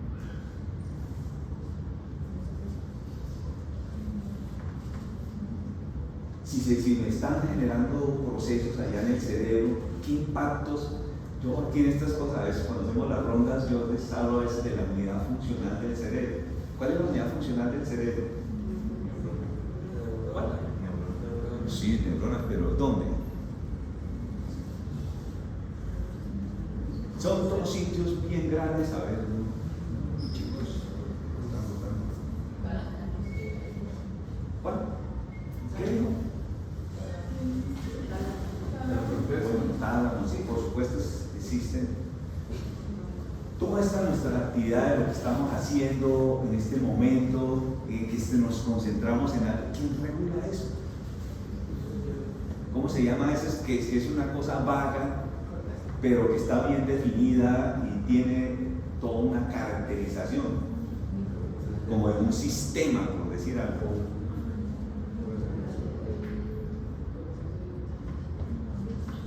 ¿Cómo se llama ese? Es un sistema.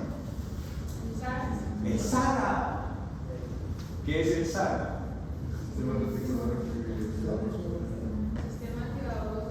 El sistema reticular activador ascendente, ¿no?, que nos permite todas esas aferencias, que en estas mil cosas que pueden estar subiendo, pero que al final dicen, ojo, ustedes están aquí haciendo esto. ¿Y quién más? ¿Para dónde va la gran mensajería que pasa por ahí?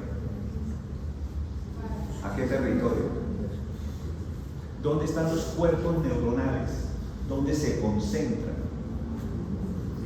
Si hacemos un corte del cerebro y miramos, dice uno, uy, aquí tiene este color porque se ahí está. ¿Cuál? Por ahí me dijo, ¿la sustancia qué? Blanca. ¿Qué es la sustancia blanca? ¿De qué está hecha la sustancia blanca? ¿Por qué es blanca? Porque son axones, son unos cablecitos, ¿no? Entonces no nos dan, no son los cuerpos neuronales, por eso es blanca. Entonces, ¿cuál nos queda? La sustancia gris. ¿Y dónde está la sustancia gris? En la corteza cerebral. Entonces la unidad funcional es la corteza cerebral más el sistema reproductivo ascendente. Esa es nuestra unidad funcional, que puede variarse, puede alterarse per se por una o por la otra o por ambas.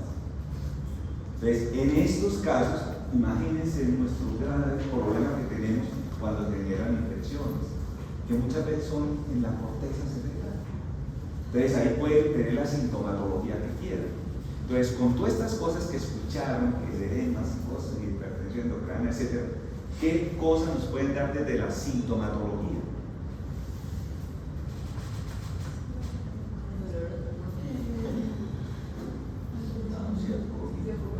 Bueno, la hipertensión es lo que nos puede dar náuseas, vómitos, dejas cambios oculares también, todas esas cosas son importantes.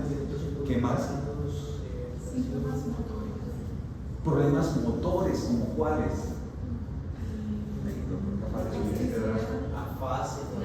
Bueno, afasias, distonías, ¿qué más? Si yo no puedo mover, ¿cómo se llama? ¿Cómo? Bueno, y antes de plejías, pareces, entonces pueden haber problemas motrices, pueden haber problemas sensitivos, pueden haber fenómenos autonómicos, o sea, puede ser muy variado. Entonces, dentro de esa gama de sintomatología, en un contexto, nos puede llevar a pensar eso.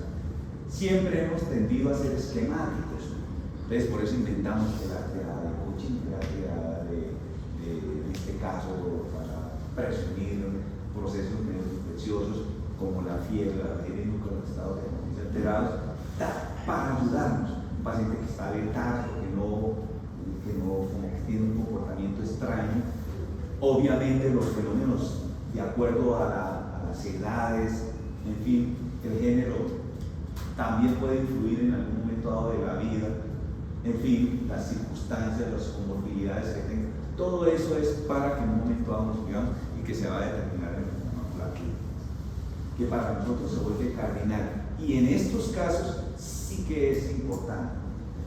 Y como decía un profe alguna vez, si usted pensó en neuroinfección, usted no puede dar la vuelta e irse. Tiene que ser coherente y consecuente con eso. Como recuerdo también un profe, ¿no? Es que un edema pulmonar, que lo recuerdo, no señor, si usted pudo pensar en un edema pulmonar, se queda ahí manejando eso. Es una emergencia, pero se queda ahí. ¿Sí?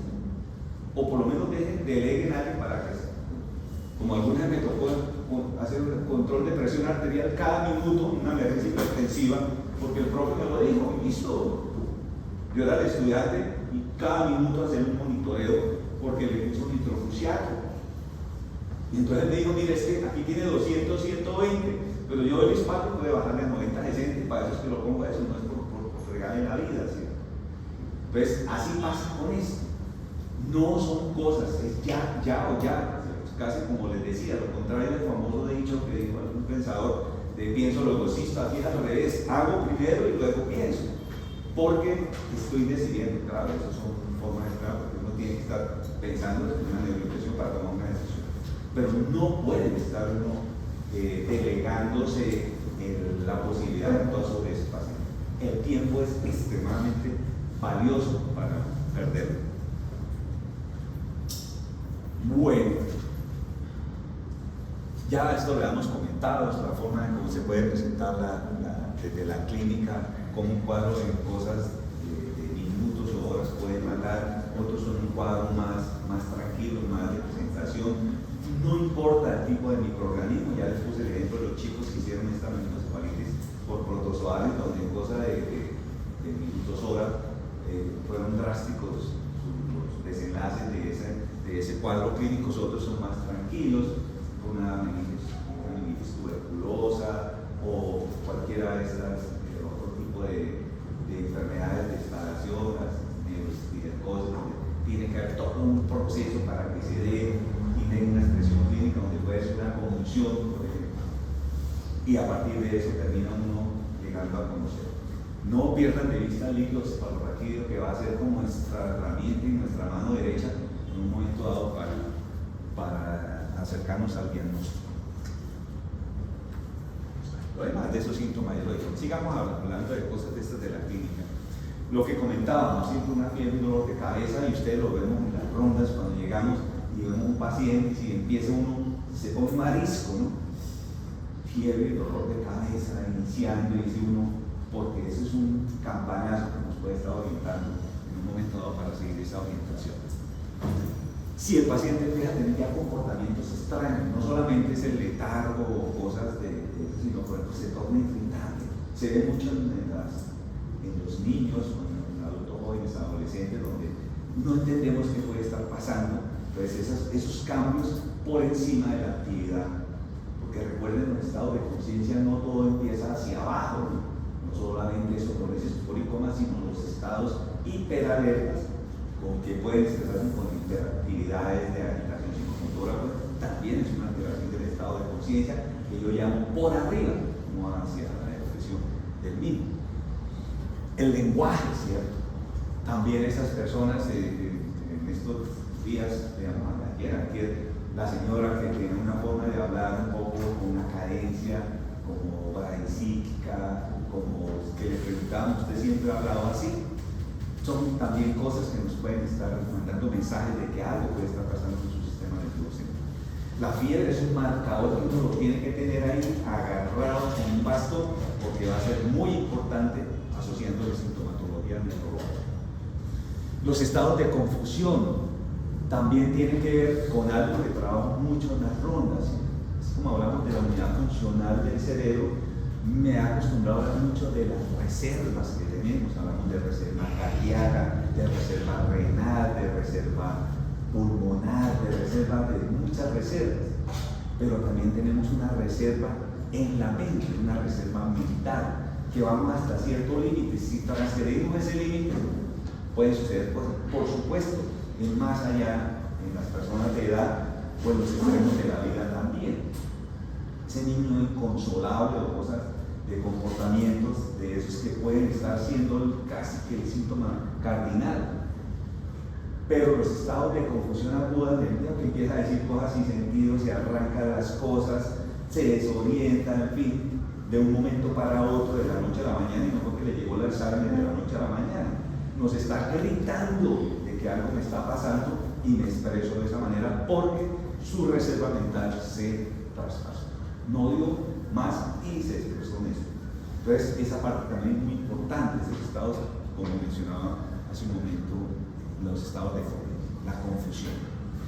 Los déficits, ¿ciertos? Que pueden ser desde lo que ustedes quieran, un paro craneal, cambios visuales, una extremidad, un hemicuerpo, una focalización, una red, todas esas cosas, pues obviamente le van a sumar más y eso nos facilita el acercarnos a la sospecha, a la impresión diagnóstica de eso. Estas respuestas del sistema pueden tener fenómenos como esos, ¿no? Que después los podemos verificar uno con imágenes, signos de focalización hemorrágicos o de fenómenos isquémicos también, como impactos, etc. Y ya desde el examen físico, pues con mayor razón un buen examen neurológico, donde lo podemos encontrar dentro de esa aproximación, el patrón respiratorio, las pupilas, los movimientos oculares, las posturas, está decorticado, está descerrado. Pues ya son cosas como de gravedad, o que de pronto parece que no mueve, no puede mover algo. Y ojo con los niños, porque muchas veces en estos cuadros las convulsiones originarias por el proceso infeccioso terminan siendo como el marcador, y no solamente como marcador de enfermedad, sino de pronóstico para ello. Cuando aparecen los síndromes convulsivos asociados a estos fenómenos es un signo de gravedad. Entonces también se vuelve muy importante. Otros signos, como el signo de Kerr, no voy a poner explicado ahorita, ya saben con el Kerr y el Brusicki, como signos asociados a la rigidez de nuca, como signos meningos, que por supuesto no son exclusivos de las infecciones. A ver si alguien recuerda dónde podemos encontrar signos meningos que no sean de origen infeccioso. A ver qué se les ocurre. Y creo que ya lo trabajaron porque ya estamos acabando el semestre con el doctor Andrés Pérez.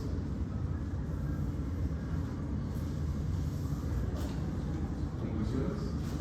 A ver, les ayudo. Dentro de la enfermedad cerebrovascular, una entidad que puede provocar signos meningos y pues obviamente no tiene nada que ver, entre comillas, con estos procesos, no tiene que ver con procesos infecciosos. ¿Vamos? Sí, por ahí. ¿Qué nos puede provocar si se rompe eso? Hablo de un aneurisma cerebral. ¿Una hemorragia qué?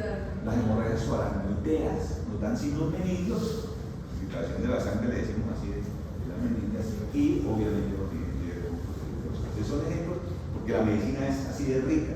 Siempre vamos a tener como ejemplos de cosas que no son, parecen, no son también.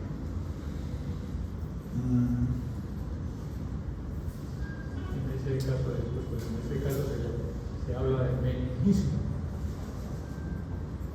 ¿Cómo es meningismo? Se sabe que esto es no por infección, sino por causa. Listo, entonces. Y lo que le decía, no le perdamos de vista. Vamos a poner algunos ejemplos, después de una lámina donde vamos a comparar cada uno de ellos, pero para recordar cómo es esa parte del líquido. Ya pasé todo el líquido. Bueno, listo. De todas maneras, recuerda cuando hablamos de cómo es la composición del líquido, aquí, todas estas cosas. Entonces, todos esos parámetros, cuando se presenta un proceso infeccioso, lo tenemos que mirar. El aspecto, la presión, la celularidad, otros elementos no como las proteínas, y casi que ustedes le pueden estudiar. Hay un dicho que dice: denme un líquido, diría un químico, ¿no? Denme un líquido y yo descubro qué tiene ahí. Entonces lo mismo pasa de sustancia, y podemos estudiar en lo que quieran a ese líquido aquí, dentro de lo que la misma ciencia nos está. Entonces, es ver esa amplitud de que se puede hacer sobre ciertas cositas que son muy grandes que para nosotros nos dicen. Por ejemplo, ¿cómo sería el aspecto de un líquido en una meningitis bacteriana? Turbio, ¿cierto? Entonces esa cristalinidad que tenían se nos perdió. Pero esa turbidez puede ser tan sutil que, como decía el profe Gustavo Paradilla en su momento, que nos ponía, dijo, pongan un periódico y si no es capaz de leer, ya no es un líquido cristalino. Ya es una, porque no es la pus, que es ver uno pus, pero ya para qué. Entonces esas coloraciones como ya turbidez o ya cosas más como el aspecto de agua de arroz, o que antes dice uno, eso no cabe dudas, eso es, como dicen, es apreciación de cualquier ser humano. Entonces para nosotros esos cambios siempre yo trato de recalcar como la parte de la sutil. Como la parte de los diagnósticos siempre van a tener eso. Las monjitas allá del tercer piso en el González País de Juez, allá decía, allá viene un entópico roto, era la mona, pues obviamente era personal de salud, pero era el diagnóstico de ella. O por decir algo, una trombosis, ¿no? Yo me doy cuenta que no puedo mover eso, de pronto digo que estaba en una trombosis porque como que no puedo hablar bien con certeza. Entonces, y si voy en el taxista y dice, el señor como que le dio una trombosis, ¿no? Y llega el vigilante y dice, el señor con una trombosis, la secretaria tiene una trombosis, y a veces llegamos nosotros y pensamos en otra cosa. Entonces, esa facilidad nosotros tenemos que ir un poco más. Y así viene un paciente inconsciente, miércoles, ahí sí ya no podemos, porque consigo que vayas a saber qué tiene. Ya ese es el reto, y ahí es donde entramos en escena nosotros, que para eso nos estamos formando. Listo. Entonces, el líquido cefalorraquídeo en una bacteriana cambia el aspecto. ¿Cómo estaría la presión? Que es del examinador. Y eso se puede medir, yo le puedo poner, pegarle la aguja y una manterita y poner ahí una escala y decir cuánto es, porque eso se pusieron a hacerlo para poder medir la presión, o algún dispositivo que no lo haga, ¿sí? Que por hecho no lo hacemos, pero es la parte cualitativa que uno dice, si yo introduzco la aguja y me sale un chorro de una, o si yo entro en la aguja y tengo que esperar 1 minuto o 2 minutos para que me salga otra gota, me está hablando de la presión. Pero no solamente depende de esa misma presión, sino también de la aguja que yo estoy viendo. Yo tengo una aguja número 25, es parecida casi a la que usan los odontólogos, pues cada gota va a salir bien distante. Que si uso una aguja de las que nos ponen inyecciones comunes y corrientes que de un diámetro que se llama 21, y de ahí para abajo dice uno, me da escalofríos, que ya una 20 es como casi un cráter. Entonces las más frecuentes son como la aguja esa que usan las inyecciones, y eso también depende del examinador, porque las agujas para la punción lumbar generalmente pues dependiendo de varias características que tienen de diferentes diámetros. Y ojo con eso, cuando se va a hacer una punción lumbar, ¿qué consideraciones? Ya sabemos que aquí el líquido va a salir aumentado de presión con todo eso que pasó allá, que se nos acumuló y que nos genera unos riesgos. Y ojo con esto, porque de todas maneras, sí, los signos de hipertensión endocraniana son válidos, pero en un proceso de neuropresión hay extremos de opiniones también. Hay gente que dice, no, pues obviamente tiene que tener aumentada la presión, porque ahí estamos pensando en una meningitis. Pero no por eso, pero nos fuimos al otro extremo, porque vino el advenimiento de la neuroimagen. Entonces dicen, no, yo no le hago la función hasta que no le haga el TAC. Y si él también dice que no tiene cosas para que le contraindiquen, se la haga. Pues recuerden que estamos pensando en una meningitis, una encefalitis o cosas de esas, que es grave para decir eso. Entonces se han generado como consensos, como encuentros, ni tan cerca que quede el santo, ni tan lejos que no lo alumbre. Entonces se genera esas cosas porque siempre tenemos que estar pensando en el paciente, y esto no solamente es de las infecciones. Recuerdo un paciente con infartado de libro, cosas de eso, y un electro inconcluyente. Y yo dije, mi paciente está infartado, y nos dieron una virtud ahora, que ustedes deben saberlo cuando regresan como médico. Se llaman las urgencias vitales, que quiere decir que si usted pensó en algo y lo considera de verdad, tomen una decisión, no lo tiene que presentar a nadie. Porque también les digo, ahorita estamos detrás de ustedes y por eso molestamos. Pero en año y medio, 2 años, olvídense, ustedes no los persigue nadie, la ley. Seguro. Ya ustedes, ya uno los mira y son mi colega y cosas de esas. Entonces, por eso ahorita la importancia en la parte de formación para tener criterios. Y recuerdo que, pues obviamente necesitaba troponinas. Entonces dije, yo estoy pensando en la ventana, como dicen los hemodinamistas, desde el momento del síntoma de estar inflado el balón en la coronaria, es eso. Después que sí tenía un infarto, pero con un pedazo de miocardio muerto. Entonces hablaron del famoso oro, ¿no? El corazón es oro, el cerebro es oro, el riñón es oro, porque en estos casos lo que dices, y muchas veces nos toca, trátelo y mira, vamos a ver si tuvo o no, porque está pensando uno en el paciente, y ese es el objeto final, comillas, de nuestro ejercicio. Bueno, entonces, como son bacterias, también necesitan nutrirse. Entonces, los nutrientes de ellas hacen que la glucosa se baje. Entonces, las glucorraquias generalmente disminuyen los procesos bacterianos, y algunas están en un extremo drástico, como en el caso de la tuberculosis, casi que nos la baja demasiado. Dentro del proceso, digamos, inflamatorio, pues esa permeabilización de células hace que aumenten también. Por eso, lo que sería el equivalente a los leucocitos, imagínense 0.3 leucocitos a una infección pues igual. ¿Cómo se llama la leucocitosis en el líquido cefalorraquídeo?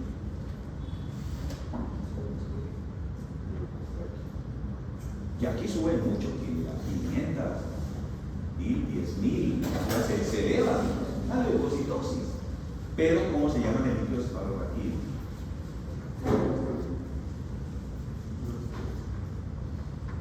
Si alguno por ahí se acuerda, tiene la citosis también, ¿no? Que quiere decir el aumento de las células, pero ¿cómo se llamaría en el sistema nervioso central? Bueno, se llama pleocitosis. Pleocitosis. Y obviamente es quizás las que más marcan ese aumento, ¿no? Las bacterias son muy inflamatorias, entonces por eso quizás más que los virus, más que los parásitos, más que los otros virus. Entonces la pleocitosis aquí es muy notoria. Y también a expensas de quién. Igual que en la sangre, cuando hay procesos bacterianos. Entonces, ¿cuál sería la célula que más expresa? Los polimorfos nucleares, ¿sí? Los neutrófilos son los que más se van a ver aumentados. Entonces, allá en el sistema nervioso se llama una pleocitosis. No se puede decir neutrofilia con aumento de los polimorfos nucleares por el sitio de localización. Listo, las proteínas también se disparan. Imagínense, 35, 45 que poníamos por ahí, a estos valores muy significativos, también son de las que más producen aumento de la proteinorraquia, que se llama así. Listo, eso era como para mirarlo, y eso lo mismo lo podemos hacer. Entonces, por ejemplo, en el caso, por el tiempo, yo empiezo a sufrir cuando se alarga el chico en las cosas de número de algoritmos para el cálculo del tiempo, precisamente. Correcto. Listo, todavía yo no tengo el chance, como hubo la modificación, ahorita viene el doctor. Bien, doctor Sergio. Listo, entonces en los virus pasaría lo mismo. Entonces vamos a hacerlo imaginariamente con eso. ¿Cómo sería el líquido cefalorraquídeo de una infección viral? Desde el aspecto. Claro, ese no se nos turba, entonces podemos leer eso. Puede estar cristalino. Y de paso, de una vez, por ejemplo, para parásitos y para hongos, igual el aspecto del líquido puede ser cristalino. Quizás el único que lo turbia y hace cosas de esta forma. Hay otros cuadros que también pudiera ver eso.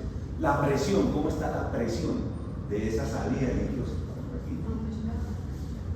Va a estar aumentada, pero no en la dimensión que tiene. Y algunos puede estar hasta normal, con la espirosis, eso puede estar normal, con ligeramente aumentado, y casi que nosotros también. Casi que eso va a estar determinado es por esa respuesta y esa hipertensión intracraniana que se pueda generar subsecuentemente.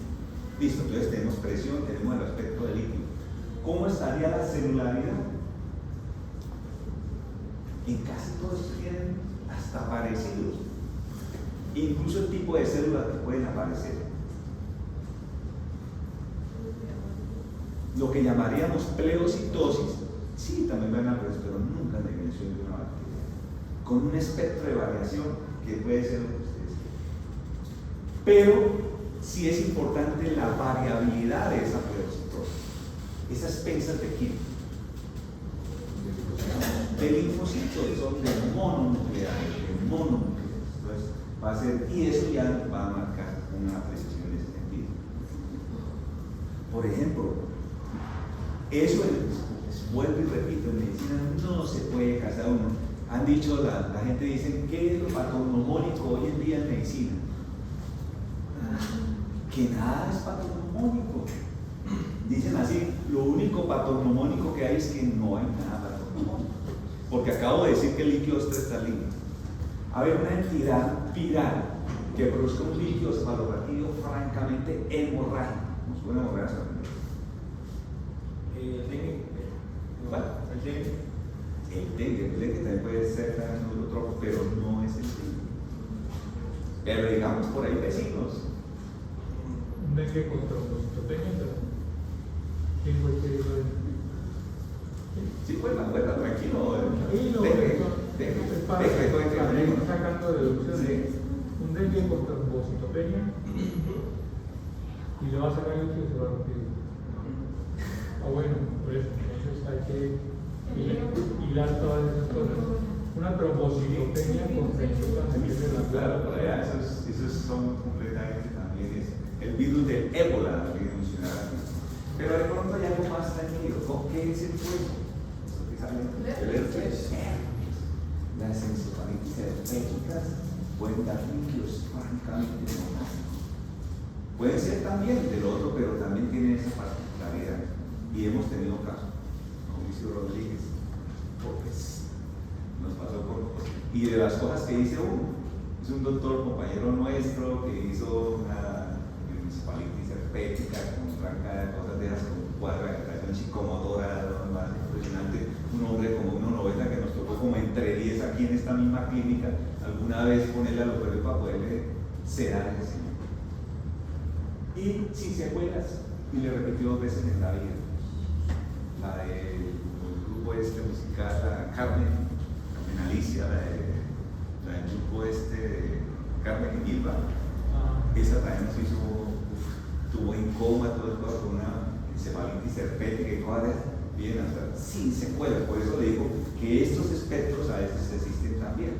Y otros que hacen una meningitis quedan sordos, ciegos, quedan como Shakira, en fin, con muchos problemas de secuelas por las bacterias. Entonces, o con problemas cognitivos que a veces uno le para bolas uno a eso, ¿no? Listo, entonces otras características del líquido de este tipo de microorganismos, la glucosa. ¿Cómo puede estar la glucosa en una infección de este orden?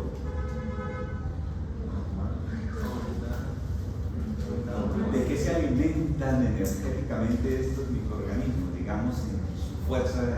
Comparemos bacterias con virus para las cosas de esto. Son decides nuestros, ya se utilizan también en su metabolismo energético, sus sustancias, pero también, dependiendo de la ruta, de pronto no es la glucosa. Entonces, muchas veces la glucosa en estos estados virales, parasitarios, nada, poco, ligeramente disminuida, pero nunca la dimensión de la bacteria. Puede ser normal o puede estar discretamente disminuida, pero no es.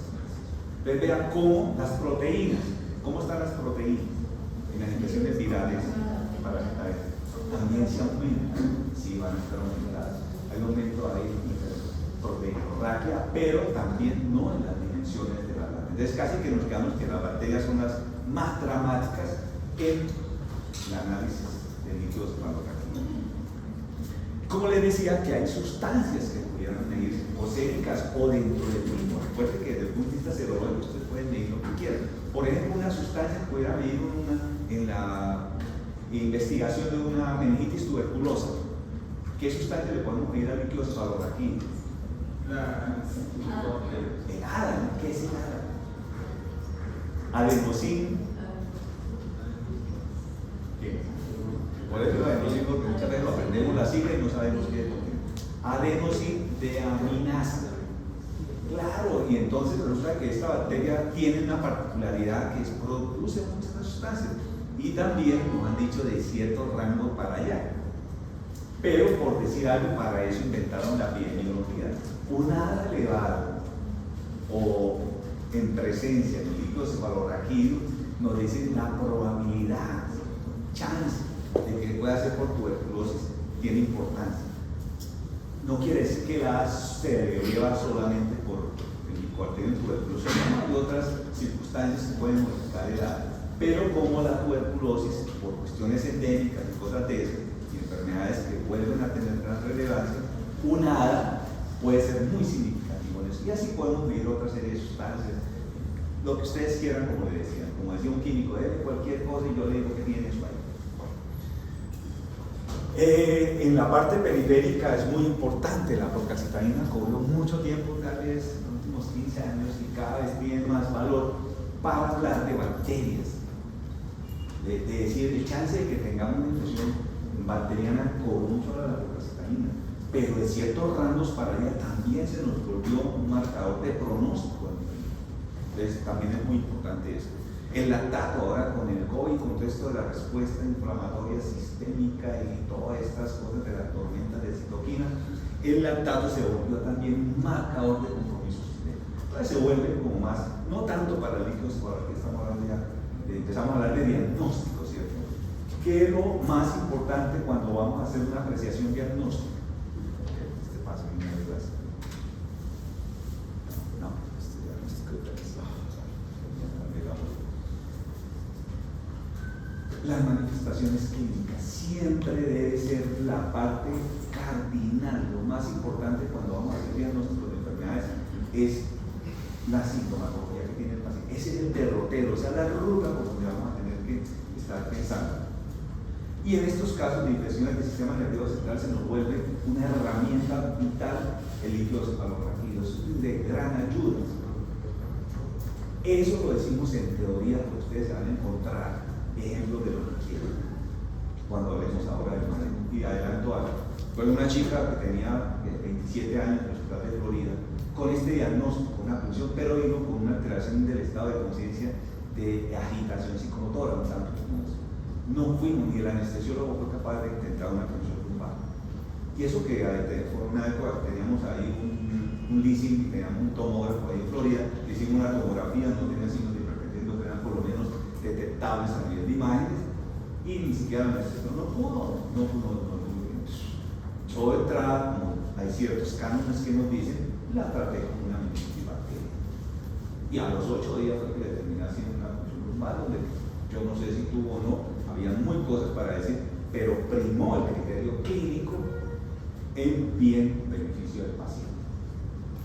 Todos más o menos hicimos un consenso, tiene una meningitis y el mismo día, o sea, uno dice, toma muestras de laboratorio, inicia el tratamiento de uno, se pone a pensar ya o ya, porque está pensando uno en secuelas, no estoy pensando es en mi, voy a usar una palabra un poco coloquial, mi morbo por saber que tiene unas cosas y muchas veces con el fin académico, que que a veces lo hablamos así, oprima al paciente, siempre debe opinar al paciente sobre eso, y eso es lo que el derrotero por el cual en el diagnóstico vamos a tener esa apreciación.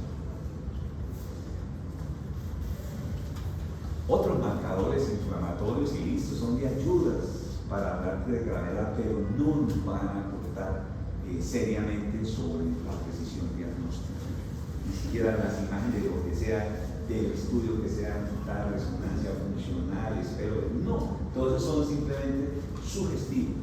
El líquido cefalorraquídeo, incluso, a pesar de que es el que más nos ayuda, puede también en un momento dado. Entonces, por eso siempre enseñamos que esa presunción clínica, el caso clínico pasado, el de la leptospirosis, fue toda una apreciación clínica y es totalmente válida. En el tiempo le hemos llamado de diferentes maneras.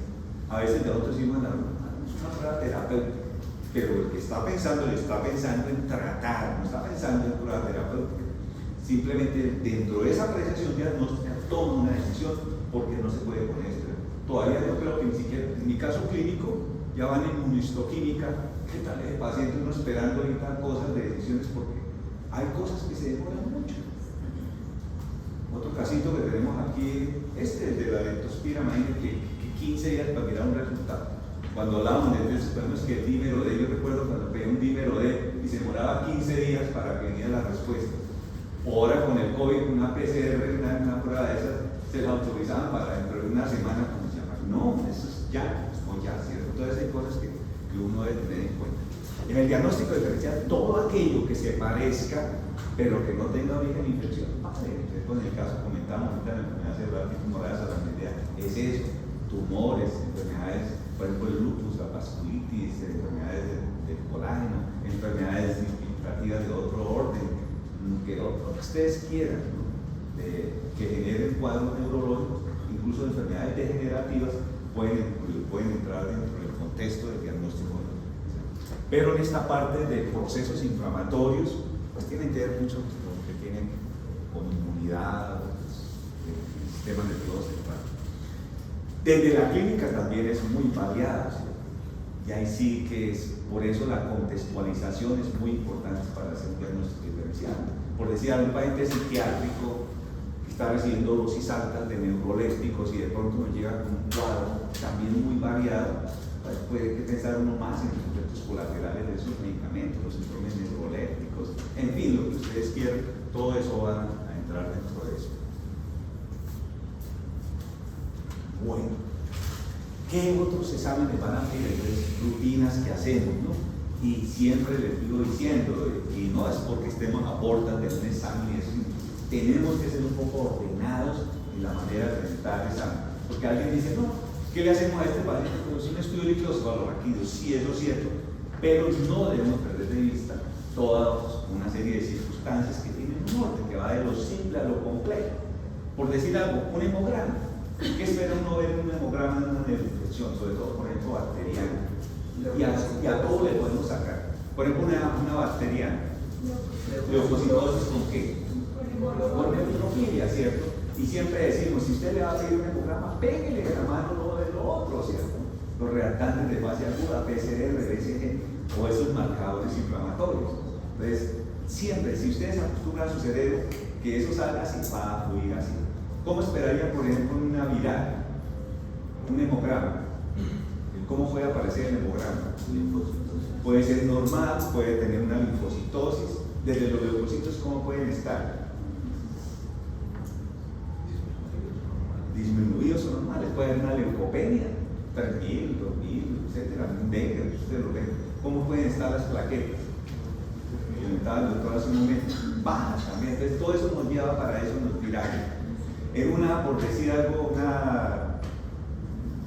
una fúngica, ¿cómo puede estar el hemograma? Puede ser variado también, puede ser muy normal, la mayoría de las veces es normal. Pero entonces ahí vienen las ayudas, los reactantes de fase aguda, pueden estar modificados o no. El caso clínico que va a haber ahorita de una velocidad de sedimentación globular de cuánto? A veces uno recuerda el caso de 90 y pico. Dice uno, casi que decía, las guardas polimardias reumáticas o ciertas patologías que tienen tan elevado el acceso de hepático, para efectos de eso. Entonces la velocidad sigue siendo un estudio. Mire el doctor Bayo, ¿qué digas? Hemograma y BCG pedía. Él pide esas cosas para que no olviden que esos exámenes tienen un valor desde el punto de vista de la respuesta inflamatoria. La velocidad de segmentación celular es muy sensible, pero es inespecífica. Entonces la PCR, a veces, ya hoy en día no tanto, pero en otros tiempos, decía uno, enviar una PCR para que diferencie si es un problema de origen infeccioso o no infeccioso, por ejemplo una leucemia, decía el doctor Casa en su momento. Y así la PCR está elevada, no es infeccioso. Hoy en día sabemos que eso no es cierto. La PCR también puede ser elevada directamente por el proceso. Pero bueno, son cosas que se van dando. Marcadores inflamatorios, reactantes de fase aguda. Bueno, otra serie, ¿para qué le envío una prueba de función renal a un paciente este?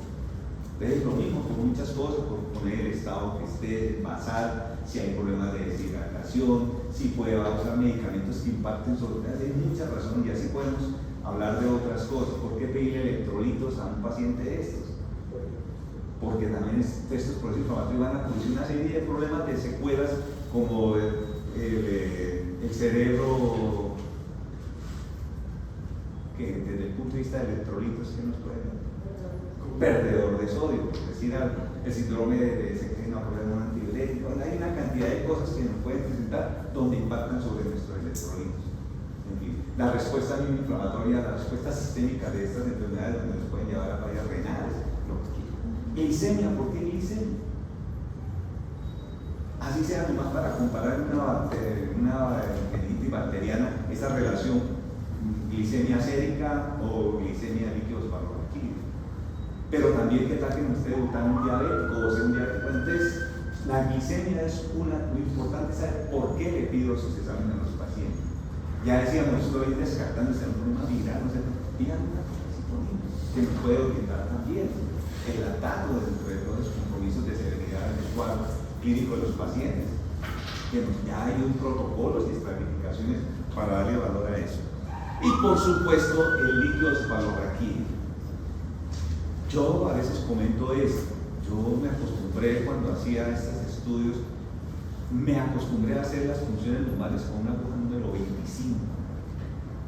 No me importaba, yo recuerdo aquí, y a veces no teníamos oportunidades de imágenes, detalles en esos momentos.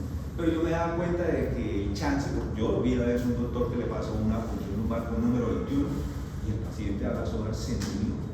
De lo más seguro era que tenía una hipertensión, una herniación cerebral y llevó a eso. Entonces yo decía, ¿cómo mitigo esa parte desde el punto de vista de sí aproximarme al diagnóstico? Porque a veces el taco es el normal. Entonces yo decía, no podemos estar amarrados, los profes antiguos nos decían eso y uno aprendía cosas. Entonces yo decía, me salía la gota por acá, me tomaba 15 minutos sacando un litro, me faltaba el centímetro cúbico, pero yo veía que los pacientes no se complicaban después. Son formas, son ideas que uno dice, sí, hoy en día la recomendación es posible hacer una imagen precedente a eso, pero antes de todo eso, pues de tratar al paciente y después aclarar el diagnóstico. Y por supuesto las características que vimos de eso. Contraindicaciones, ¿qué cosas nos pueden impedir hacer una función lumbar? Por ejemplo, la que le dijo el doctor hace un momento. Esos problemas de coagulación, no solamente la trombocitopenia, hay serie de cosas que también pueden alterar eso. ¿Qué cosas pueden haber? Rosendo Castellano pero ponía eso. Dígame 10 cosas, tú vas a hacer una función lumbar y uno emocionado decía, ¿qué cosas pueden impedirle que usted en este momento haga la función lumbar? Entonces, había cosas de esas, cosas que ya debían conocer la historia para decir, uy, no me la puedo hacer, no es. Porque la técnica puede ser sencilla, pero el impacto de ella sí puede ser muy grave, como lo que comenté hace un momento. ¿Qué puede haber en la piel ahí que me contraindique?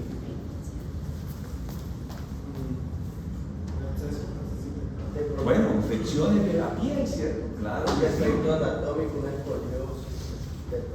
Por ejemplo, una columna totalmente degenerada que no me deje totalmente cerrada puede impedirme en un momento dado también.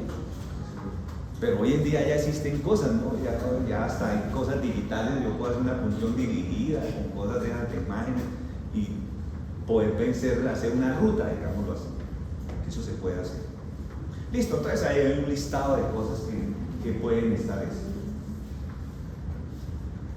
La más seria de todas, ¿cuál sería? La hipertensión endocraneal. Es algo, ya hay algo que clínicamente me pueda sugerir esa hipertensión endocraneal, que dentro del examen del paciente me pueda decir, Con el fondo de ojo. en el fondo del ojo, ¿qué puedo ver en el fondo del ojo que me pueda sugerir? ¿Listo por ahí? ¿Qué? Es que no leí, pero no me acuerdo. Ah, bueno, entonces alguien que le ayude. ¿Cuál? En semiología hicieron prácticas sobre el fondo de ojo. ¿Qué estructuras es obligatorio ver el fondo de ojo? La papila, ¿cierto? Papiledema. ¿Cómo es la papila normal? Tiene bordes definidos. Sí, definido. ¿Cierto? Sanita. En este caso, si está borrosa, si los bordes están perdidos, tiene papiledema. Si el papiledema es un hallazgo a favor de la hipertensión endocraneal. Entonces, un papiledema le acompaña la función, o hay que hacerla con mucho riesgo. Es mejor no hacerlo. Sí, es eso. Bueno, otras cosas, un paciente totalmente inestable, un paciente que está ahí o que acabó de convulsionar. O sea, muchas circunstancias, que están en cuadro de enfermedad respiratoria, de esos pacientes inestables por cualquier razón no pueden hacerse. Y así, por el estilo, podemos sacar algunas otras cosas. Bueno, entonces ya nos vamos al estudio, de cosas que le vamos a pedir al estudio, porque o sea, la orden también tenemos que saber. Entonces se solicita que cuando uno saca el líquido, se ahora yo qué hago con eso, ya tengo aquí el frasco con el líquido, yo tengo que saber hacer una orden. ¿Cómo se escribe una orden para el estudio de ese líquido cefalorraquídeo? Que nuestro bacteriólogo o laboratorista nos entienda qué es lo que queremos.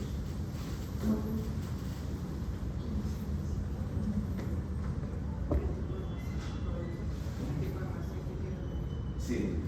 Entonces yo pongo ahí el líquido, se solicita ¿qué?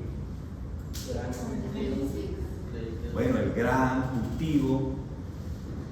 ¿Qué más le puede pedir uno a esa parte? Recuento celular. ¿Cómo se llama eso? Sí. Cito, ¿cierto? De citocélulas, ¿no? ¿Y qué más quieren que le pidan a eso? Y la parte química. Bueno, ahí están. Entonces se llama citoquímico y bacteriológico. Pero cuando ponemos bacteriológico, ponemos los problemas de los gérmenes. Hay bacterias, hay virus, hay hongos. Bueno, entonces dice uno citoquímico, de 2 puntos, por decir algo, KOH, por decir algo para hongos. Poco, estamos en el siglo XXI, digo, estamos colgados, algo pasa en el mundo, ¿cierto? Yo pienso que ahorita con todos estos problemas virales que tienen, sea más fluido. No es que no se pueda hacer, también hay cosas ya de costumbres. Alguien del Instituto Nacional de Salud me decía alguna vez, aquí hacemos cultivos para virus, pues nadie pide, aquí a veces no llega. O sea, también tenemos que generar la cultura de investigar esos microorganismos. Para los parásitos hay marcadores para parásitos también, por ejemplo lo del hada. O sea, dentro de lo bacteriológico podemos pedir cosas específicas también para bacterias, para virus, para cosas de esas, como lo hacemos en el suelo. Entonces también es esa consideración. Bueno, aquí es un ejemplo para decir cómo las bacterias gram negativas, las gram positivas, los cultivos y los famosos antibiogramas, que más que sensodiscos, hoy en día se usan es mediciones, concentraciones y victorias mínimas para esos microorganismos que logran en el caso de los bacterias. Y a pesar de todo lo que se le haga, por ejemplo, también podemos pedir el PCR, el líquido cefalorraquídeo. También dentro de las partes comparativas para las personas, por ejemplo, yo no puedo hacer la punción lumbar, puedo de pronto aproximarme haciendo cultivos de sangre. Y ojo, siempre lo estamos pidiendo para bacterias, aeróbicas, anaeróbicas, pero algún día llegará a cosas para marcadores. Cada vez conocemos más de virus y otros microorganismos, ya lo vimos, por ejemplo, en el caso de muchas cosas, en el caso de Leptospira, por ejemplo, que se ha demorado hoy en día, vaya y venga, pero algún día vamos a tener cosas como, hoy en día casi me da un saco tos y yo voy a la droguería y me pongo ahí una cintilla, me hago yo mismo la prueba y ya, igual como las pruebas de embarazo, que al principio era todo una cosa que era con sapos y cosas de esas, hoy en día cualquier señora mete la cintica y ya, podemos, así vamos algún día a llegar a todas estas cosas. Entonces, no olvidar que eso lo va a derrotar, lo va a hacer la misma ciencia, la enseñanza y cosas de esas, cuando tengamos que pedir otro tipo de marcadores o otro tipo de sustancias en eso, o por lo menos tener desde el punto de vista sérico con nuestra sangre cosas que nos aproximen a eso. Listo. Lo que decía ahí, esto, a pesar de todo, lo quise poner acá, ¿cierto?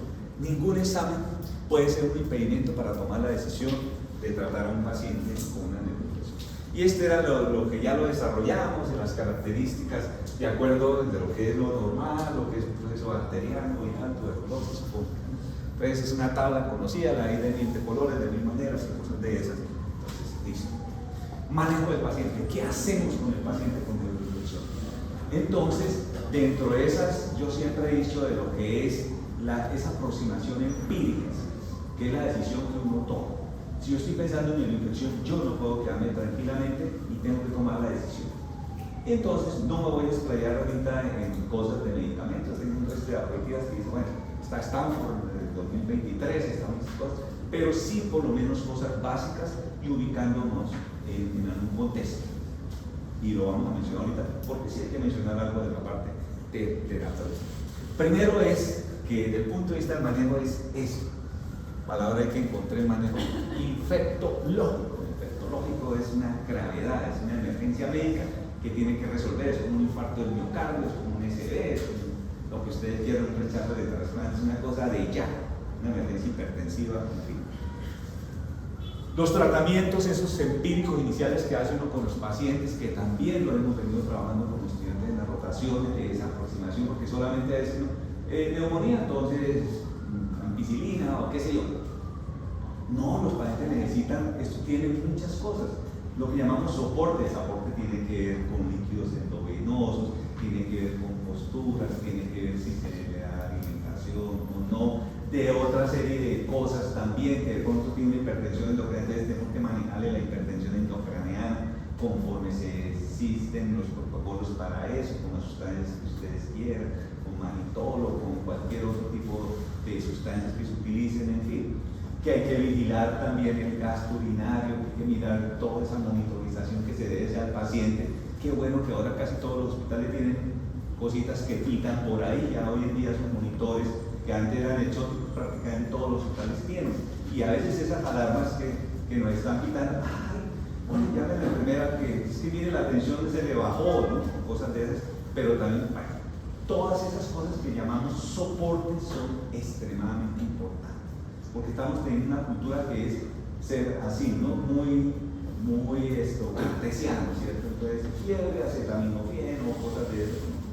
Cosas importantes dentro del manejo de los pacientes, pueden convulsionar, entonces hay que hacer profilaxis también en ese sentido, bajo criterios, por ejemplo, que es una hipertensión de los pacientes, porque es que las convulsiones no solamente es un problema, sino que nos agrava todo ese fenómeno que se está presentando allá.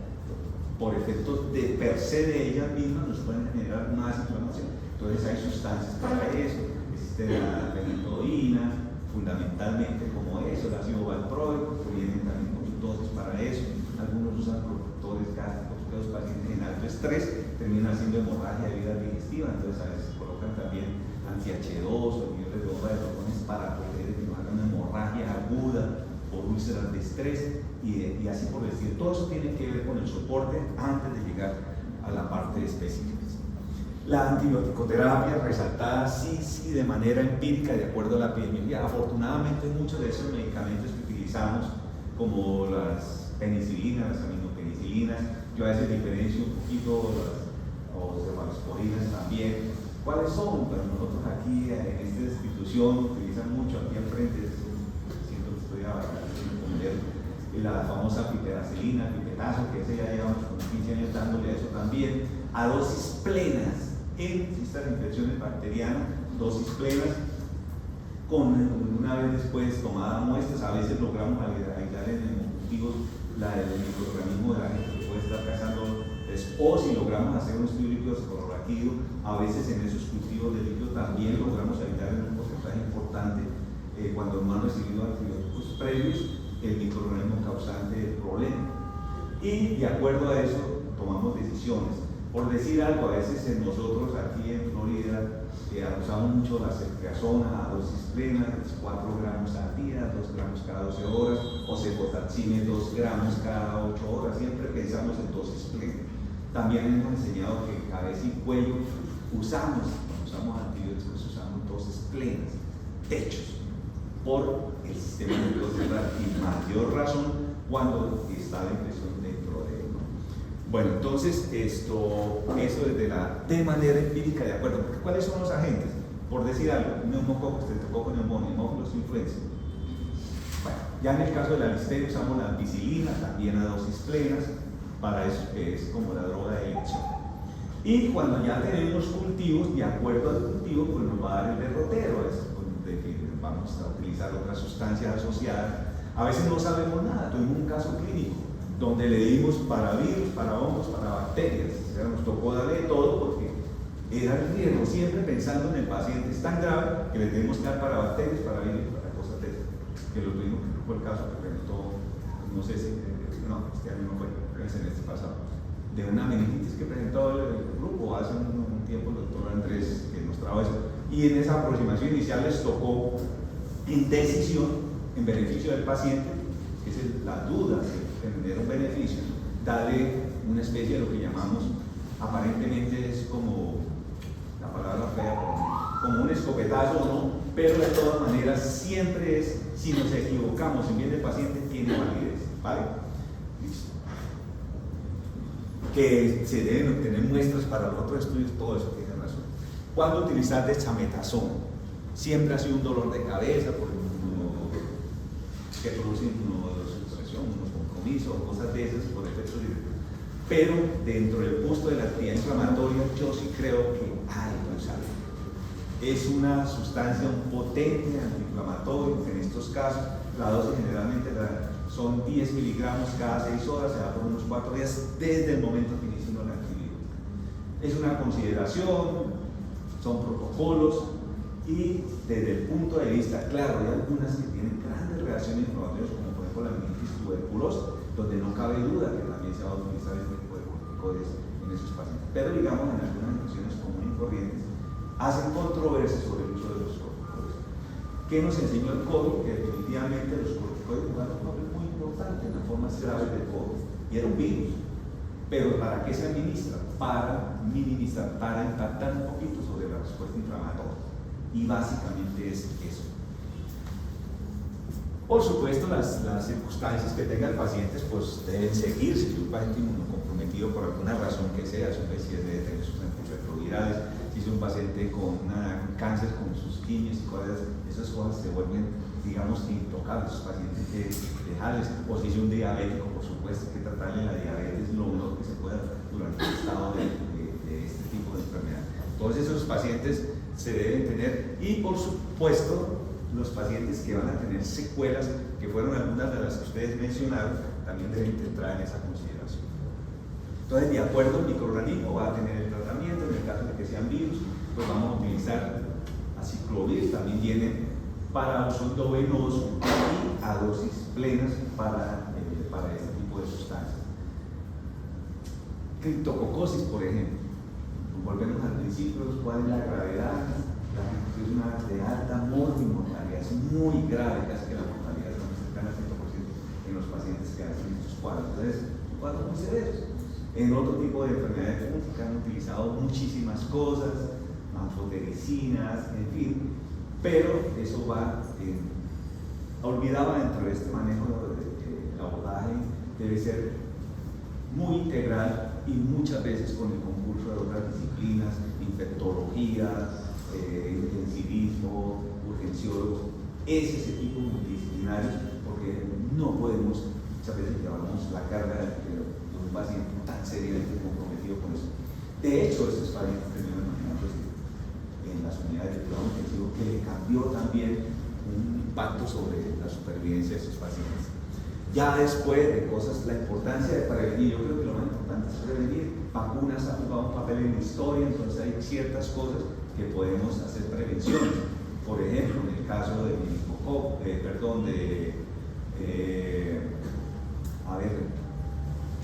polio, sarampión, pues, muchas de estas, de este tipo de enfermedades, el mismo neumococo, la vacuna neumococo que a veces nos puede ayudar también a prevenir esta forma grave de enfermedades. ¿Cuáles otras? Las de la influenza de todos los años, bueno, son muy conocidas también, son útiles. Entonces, las vacunas también juegan un papel muy importante dentro de eso. Cosas tan elementales, el uso de los elementos de protección personal cuando se hacen procedimientos, las profilaxis, los pacientes que tienen dudas frente a rabia, ¿cuánto que queda?